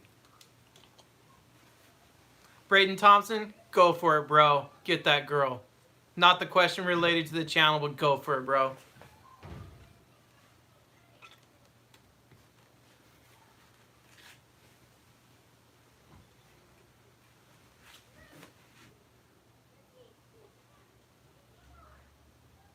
So my biggest potential gain on my program right now is just mental and riding like I know how to ride. If any of you guys seen my earlier vlogs out of Castillo's, I was ripping, and you know, I don't have a problem riding a Supercross track, but I have a problem loosening up and flowing with the Supercross track and making it my own track. I've been dealing with a couple of my trainers, and I'm gonna loosen up, change my lines up, and just relax and breathe out there and ride the track like I know how to ride, and stop thinking. I'm thinking way too much out on the Supercross track, and it's, you know, working out for me in a negative manner, and I just need to stop thinking and just do it and just ride like I know how to ride. Logan Henry, do it. Just ask me. I'll get to it in between Tyler's talking. Yeah. I force myself to stay focused during the day because, you know, a lot's going on. A lot of fans come up to me and talk to me, and you just have to get locked in every single time you're headed to the stadium, and, you know, just have to treat it like a job. And, you know, when the job's done, you go back to the hotel room, then you kind of let go and relax. But, you know, when you're in the middle of the day, you just have to, you know, reset yourself and, you know, become more focused and ready to go out there and ride a Supercross track. Do you know why Emmig's not in the booth anymore? I have no idea. I actually was trying to figure that out. Yeah, we don't know. We don't have any insider on that. I think Ricky's kind of doing an alright job. Mm-hmm. So, good change up. but I don't know why he's not part of the crew anymore. Of course, we know Rick Johnson. He was a trainer of Ty's. Yeah, I actually did training day with Rick Johnson and Sebastian Tortelli out at Zaka for a 2-day school. Are older two-strokes still allowed in pro motocross? Yeah, I believe so. I thought there was a date thing. No, but it was a date thing on. It's got to be It's got to be a 2-year bike or older, or the last year they made it. Okay, so if it's a 07 CR 250R, that was last year they made those. Yeah, You it'll can be do it. all right. Any relation to Hannah, Bob Hannah? No, we wish, man. Stay loose, be confident. We will, Kurt Gates. Thanks, man. Is Jimmy Albertson still with his girlfriend? No. No. Uh-uh. What mapping do you use on the ECU? So I actually run a Vortex, so there is no mapping. But when I did have the stock ECU, I usually use one. Yeah, I usually use one.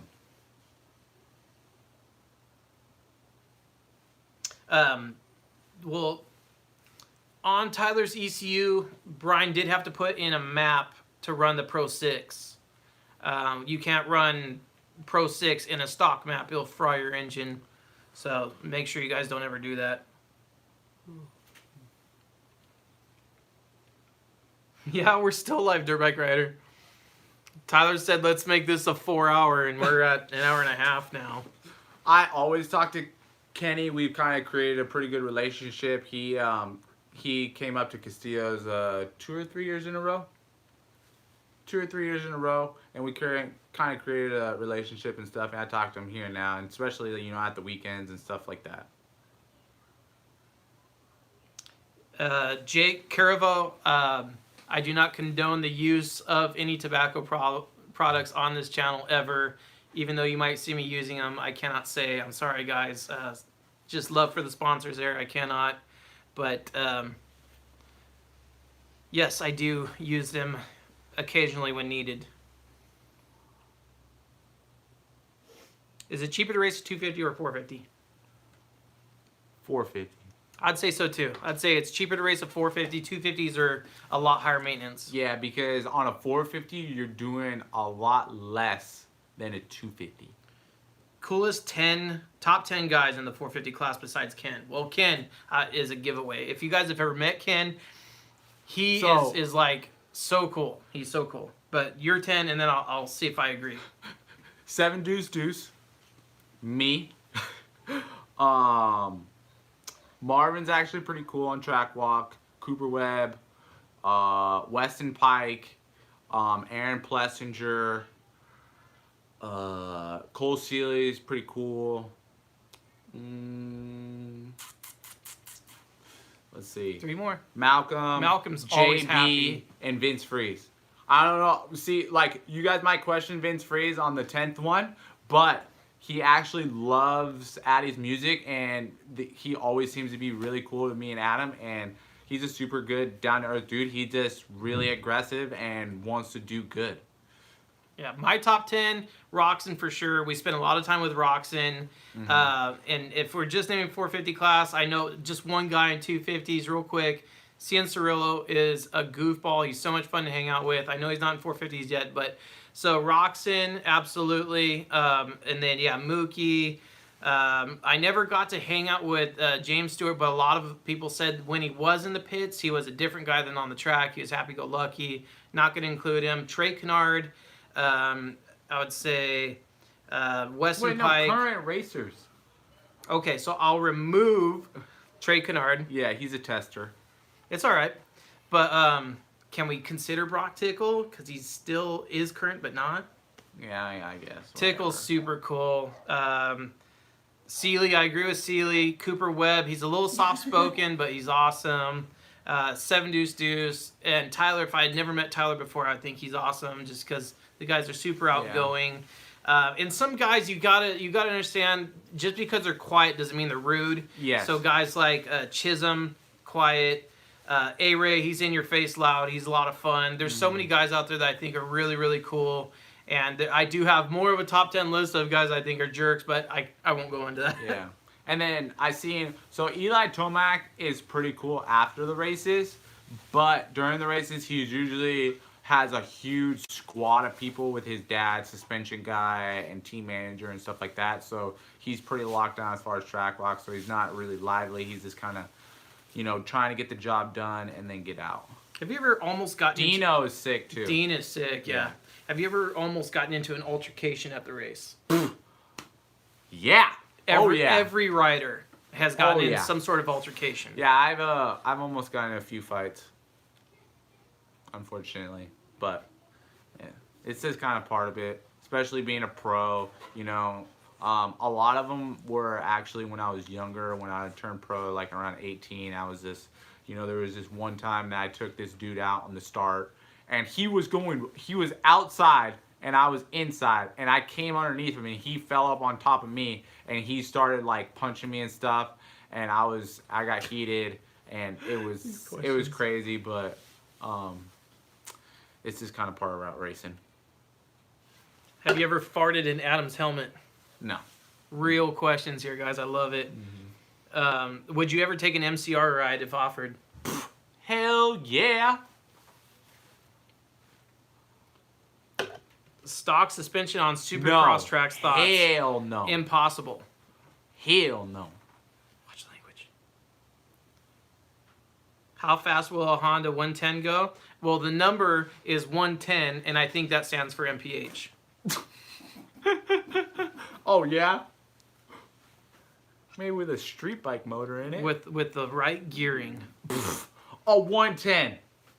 To 110 miles an hour. No. Maybe, you know what? I bet you I could get a 110 to go faster down a hill with no motor in it than you could get it to go in a straight line on flat ground. It'd be sketchy.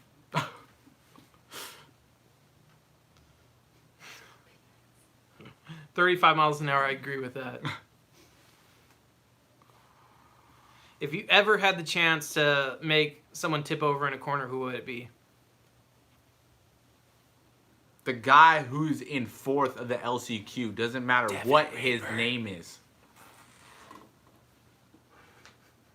You ever gonna attempt the $1 million jump? What's the $1 million jump? Yeah, Eric Schwartz. What's $1 million jump? Nobody has stock suspension in the 450 class. Impossible. Impossible. You cannot ride Supercross at a competitive level with stock suspension. You would die. What gearing are we running? Sprocket front and rear ratio. I believe we're at a 13 front, 50 rear. I thought we were 51, but it might be 50. No, it's 50. Okay. Your take on block passing? Do it if you have to. 100%. Don't hesitate. TP career-ending jump. Oh, Travis Pastrana career-ending jump. Oh, I actually looked at that, but it's actually quite a bit different. But you know what? You know what should be a sensation? Build the lip out there. Do it. And then hashtag TP out there. Yeah, hashtag TP. That'd be so sick. That's actually a great idea. Brilliant idea. I'm going to make a YouTube about it. I'm going to build the jump and then make it. Logan Henry, I would say that your basket is probably notched. You get notches in your basket from just the torque, and it'll hold plates from disengaging on your clutch. That's probably the issue you have. You probably need a new basket, bro.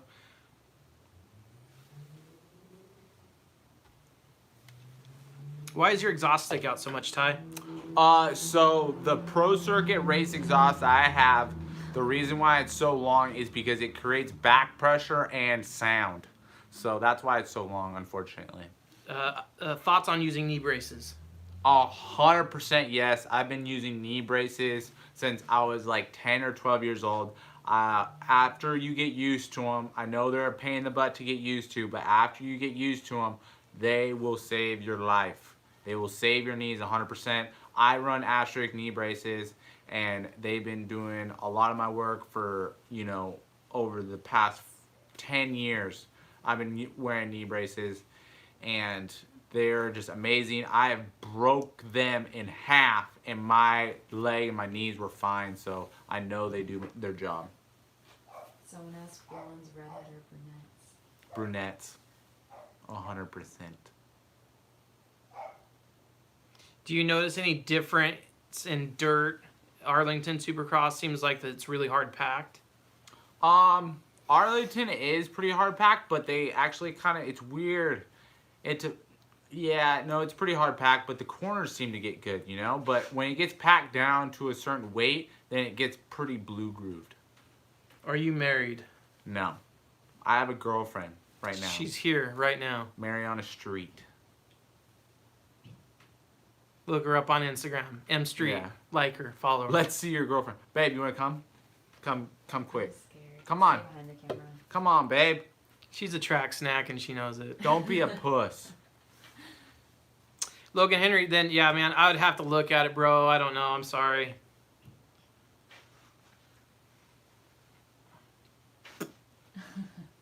Thoughts on Minneapolis Supercross?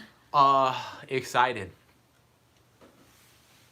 What are some ways to make your clutch super smooth? Lube the cable, new cable, try different basket, spring combos. Works connection, clutch perch. Yeah, Works Connection has a great lever combo. How far engine motors? What was that comment? I'm going to show this one for Mariana to see What? What a comment. does it mean? How far engine mods other than torque drive? What do we got? So we got torque drive, piston, Light and clutch or light and flywheel. light and flywheel, port job. Do we have a cam? I'm pretty sure we have a cam. Yeah, pretty sure we have a reed-degree cam, throttle body, ignition, pipe, Race gas race gas. for now. Ready to go for Supercross. Have Adam and Tyler ever fought? Who won? Yeah, we have fought and wrestled plenty of times, but it doesn't happen very often, and usually someone gets hurt, and then we're sorry, and then we make up. Peyton Roberts wants to know, why does everyone wear neck braces? They seem to almost make it worse if you hit hard enough to break something. I believe neck braces save you. It's controversial, guys. So the neck braces have actually changed quite a bit. I know Atlas. I'm not promoting any names here, but Atlas has one that repositions the pressure, so it doesn't. It used to break your collarbones. Was a big thing. Was an accident that might not have happened if you landed. All of a sudden, you broke a collarbone because the pressure of your helmet pushing on the pad snapped your collarbone. But I know that a lot of companies have redesigned their neck braces now. I know Jason Anderson uses one every single race. Garrett Marchbanks wears a Liat neck brace. Mm-hmm. So there's a few riders that still run neck braces. I honestly don't think they're as prevalent as they used to be. They used to be on everyone, but now Mooscan rides one. A handful of riders actually use neck braces. The rest don't, because with spinal cord injuries, it hasn't actually shown that neck braces do help or prevent or cause. They haven't drawn a correlation in that yet. So good question though.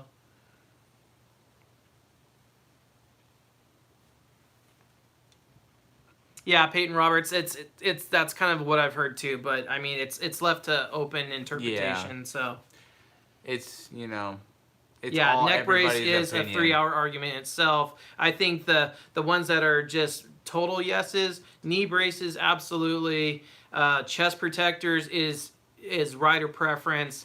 Helmet goggle, you could pick whatever helmet goggle. If it's AMA, FIM legal, it belongs on the track. It's safe enough. And it just comes down to rider comfort for the rest of the stuff. And then two, so there was a question about BWR team. So BWR team is helping my travel costs for my bike. They're covering all the costs, so they're taking my bike to every single round for free, and then they're helping me out with like Mika bars and what was the L-Tech, you know, the L-Tech trucking company getting the rig to every race. Works Connection, Pro Circuit, Moto Expert, Race Tech. They're helping us with MX like athletes. Yeah, MX athletes. They're helping us with some stuff, and Bolt racing hardware, laser lights, You know, there's some money coming in, but that's all going to the team and funding the team for all 17 rounds. They are just taking my bike for free and helping me out with parts. And then, you know, entry fees, my licensing, getting to the races, food, fuel, tires, and all that stuff like that. I even, you know, all even motor parts I'm still paying for. So that's all on me still. But, you know, they're taking my bike, and that's, you know, literally $6,000 cost just for bike travel to pay someone to take my bike to all 17 rounds. So thankful for them for helping me out and bringing me on this year. Why don't you see any motocross riders wearing chest protectors? Wait, too stiff? I actually wear a chest protector. John Short wears a chest protector, and I believe There's Aaron a few. Plessinger There's a wears a few. chest protector. And then a lot of these guys, Outside of the jersey. a lot of these guys wear chest protectors underneath their jerseys. Like I know Eli Tomac wears one, Ken Roxon wears one. Majority of these guys wear some sort of chest protector or roost guard underneath the jersey. They're just over the top, kind of is a little outdated, but I like it. And yeah. So I'm gonna fire through some because there's some really good ones that are coming up Yeah. now. We got 255 people in chat right now. How has racing changed since you turned pro? I think huge. Yeah, it's changed a lot. A lot. I think. What do you think? More or less people now? I think there's way more people. The tracks have gotten gnarlier, bar none. Now we got the Metal Great Start, which is a game changer because in the beginning, the hookup off of a dirt start, finding the right lane that wasn't too chewed out with a rut, is changed completely. They're trying to even the playing field. I'm waiting for restrictor plates. Don't think it's going to happen, but This ain't NASCAR. it is a NASCAR. Yeah, you can use WD-40 to lube your cable. That's fine. I got my pro license in 2013, I believe. people want to know about the merch. Yeah, okay. What's the second most important thing besides suspension for Supercross? So if we're talking a stock bike, I would say your exhaust at that point. Like if you're going to make one step further. Actually, not exhaust. So, this is my opinion by far marks. So it goes suspension. So if I were to get a stock bike today, I would put what I would have to put on it to race it at A2. Suspension, gearing, clutch, Recluse torque drive clutch, and a pipe. And those four things. Oh, and wheels. Those Oh, okay. 5 things. I think wheels comes before clutch. Yeah, okay, so it'd be suspension, wheels, sprocket, pipe, clutch. And those 5 things, Yeah. I could go buy a bike in the showroom floor, put these 5 things on it, and go race Anaheim 2. Yeah, so we have a lot of more people in here. Tell them how they can get your merch, Ty. So if you're interested on buying Tyler Enticknap merch, go to tylerenticknap.com. It's on right now. So I have more merch in my room. I just have to take inventory right now. But all the sizes that are on there right now and available, you can buy, and I'll send them out tomorrow or the next day. And then I'll update my inventory tonight or tomorrow morning, so there will be more sizes and stuff. If there's a size that's not available to you, check out tomorrow afternoon and it might be available. So please go buy merch and go support me, and so I can get, I can get to the East Coast, my buddy Clint can get to the East Coast, and we can figure out this road to the main event. Okay, I'm going to back up. There's some really good things that we can cover real quick, just simple questions. I'm trying to fly to all the rounds right now. I'm not trying to drive because I've done that with TPJ, but I'm going to I'm going to stay with the team a few rounds in the middle of the East Coast where I can ride. Why would you change from stock wheels? Stock wheels, so if a lot of you guys don't know this, but I had a bad accident last year where I broke my pelvis out at Castillo Supercross track, and I had a rear wheel fail on me on a landing of a Supercross trickle. I actually landed this jump perfect, and I was gassing it down, and it broke on me, and it threw me into this like flying W, and that's how I broke my pelvis, and that's why I do not mess with real wheels at all anymore. It's all about Talon hubs, big spokes, and DID Dirt Star Strong rims, or a XL or A60 rim. I don't mess around with stock hubs anymore. I just literally take them off my bike when they're brand new and put my W wheels on and get them, and get them on there as soon as possible. I don't mess with that stuff anymore. Same with chains. Anything that has to do with rear wheel drive, no, not messing with it. Yeah, Motomedic, I have tried Patreon, but they have way too many problems with payments not going through. They disabled my account. So I just tell everyone, teespring.com, search London X. You can see all my t-shirts there, and there is a donate button. And of course, Ty's website, you can buy shirts there. And Jersey Mike's over Jimmy John's. Habit over Chipotle.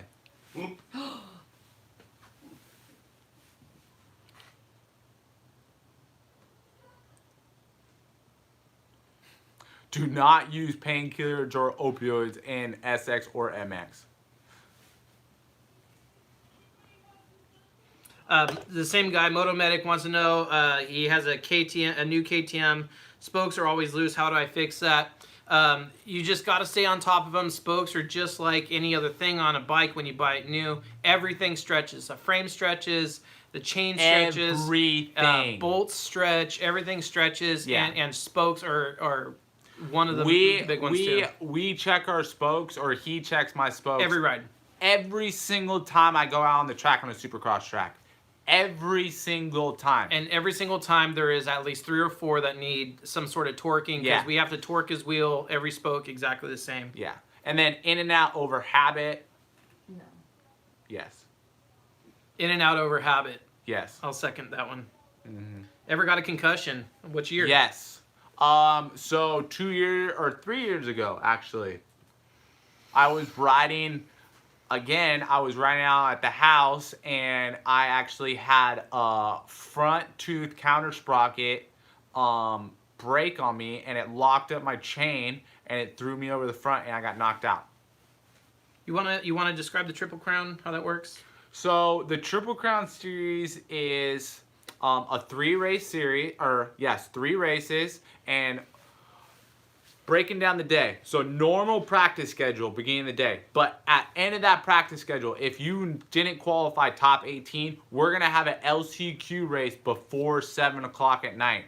And the top 4 out of that LCQ race are going to go to the main event, what's going to be the Triple Crown. And the Triple Crown is going to be 3 different motos, and it's going to be combined of all those 3 scores, and the best out of those 3 is going to get your overall in both classes.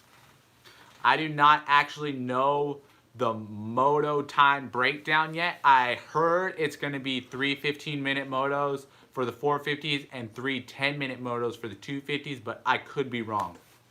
I know they were talking about it. How do we feel about Brock Tickle still being out of racing?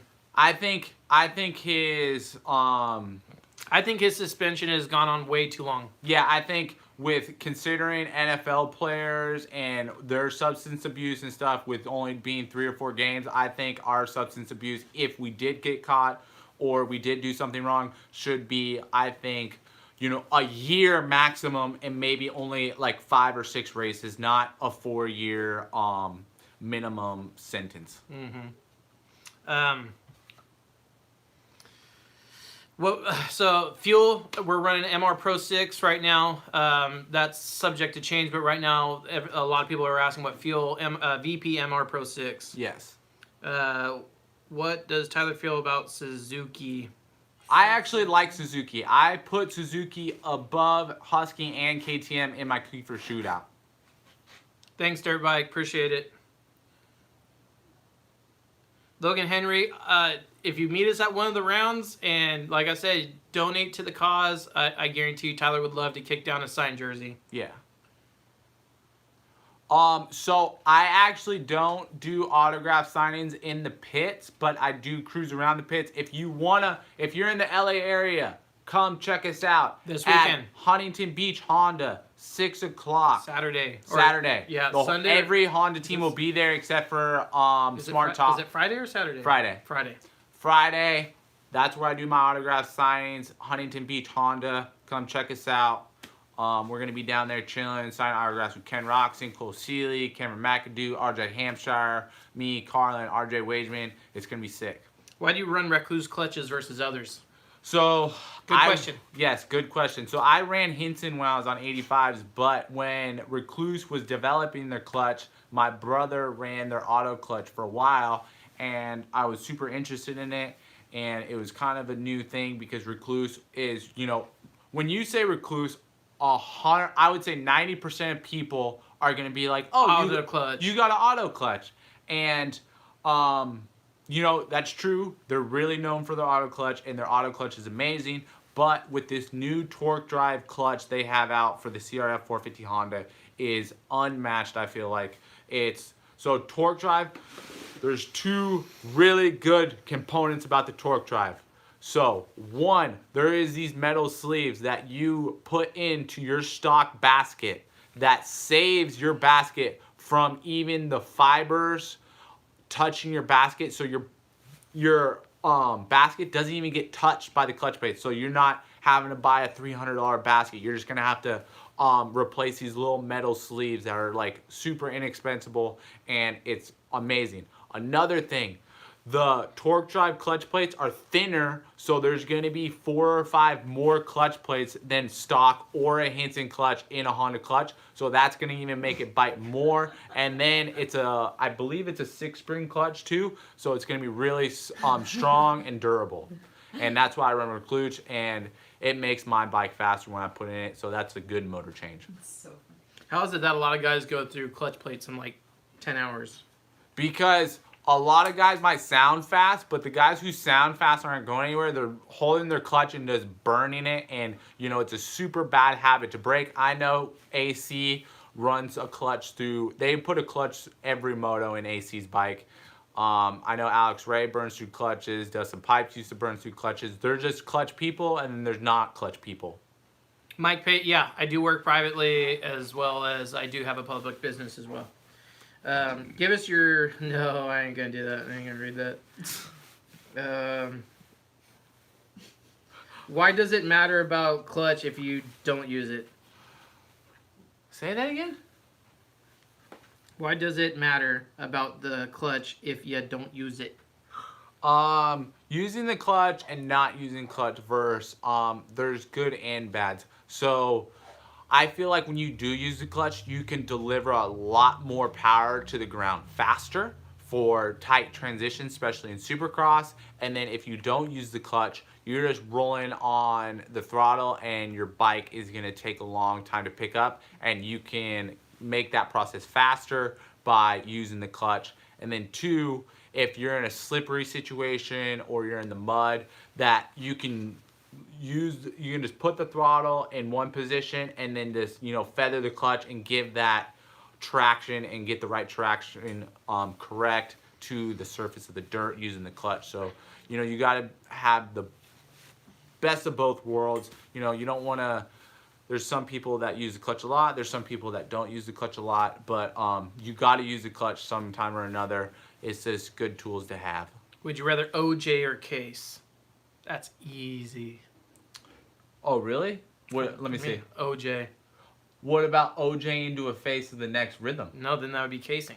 No. Yeah, because Because if you... OJ Okay, into- so what happens? What happens? Okay, so you're going for a triple in a rhythm section, and you OJ into the 4th one. Okay, but I think we're talking about like a double here.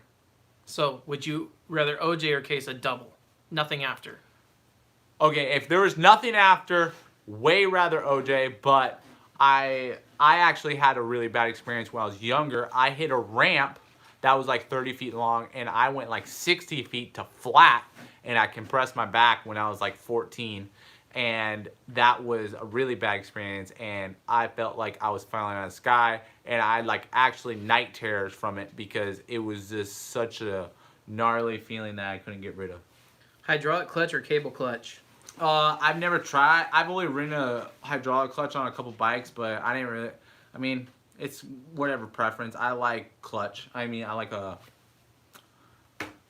cable. Like the cable feel. Yeah, I like the cable feel. See a lot of you guys going to A2. That's awesome. Stop by the tent. Say what's up. We love seeing you guys all. I actually cased this big double in press day last week in AZ. That was pretty gnarly when I'm still doing all right. Spring forks for sure. Spring forks all day. They tried to make the air forks work to be consumer friendly because They're lighter. Yeah, they're lighter and they're cheaper. Dude, I am not a rapper. That is my brother, 7 Deuce Deuce. If you guys haven't figured it out, I feel sorry. As you can tell, he has trouble even putting together full sentences. So rapping is out of the realm there. Yeah. If you had to pick between the two, Cowie or Suzuki? Cowie, especially this year. It's the best Cowie I ever made. Ever. That thing's great. Why did you change your number plate at AZ? We just changed the graphic, that's all. Putting on fresh graphics every round. Yeah. Keep them looking shiny. I actually raced BMX before I did motocross, and I was a championship in, I think it was like 6 to 8. Why are you looking at me? And I was on Haynes BMX team, and I was on the California team for my age group, and it was pretty sick. And your boy has proof of me. Check out this gym, guys. Look at that. That's state championship, first place, and that was for 16 novice at the time. And then I went to 17 expert, and I quit because racing was getting too gnarly. And then for me and Addie sharing expenses, yeah, we do it most of the time during the week. But during races, we have so many different obligations and different dealer signings and different people we need to hang out with on weekends that it's really hard to bring the same vehicle and really split expenses. But when we can, we do. You run a Honda stock map? No, we have a custom map built by Brian White. Works Vortex great. Yeah, ignition. on a Vortex ignition.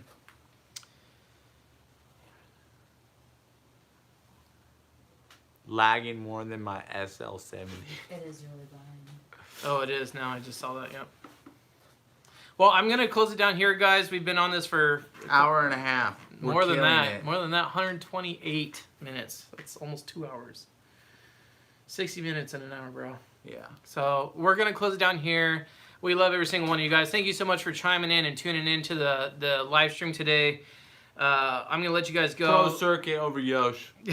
If you guys have, I know you guys all have these questions, you can hit us up on Instagram for serious questions, picking bikes or what exhaust or whatever. You know, that's you're going to find it different in every rider. But I'm going to close down here. Subscribe to Tyler Enticknap on YouTube. He's got his own channel. Yes. He's killing it. Just got over 1,000 subs, and he's building. I'm like 10,000 minutes away from being monetized. So yeah, go watch my stuff, go watch please. his stuff.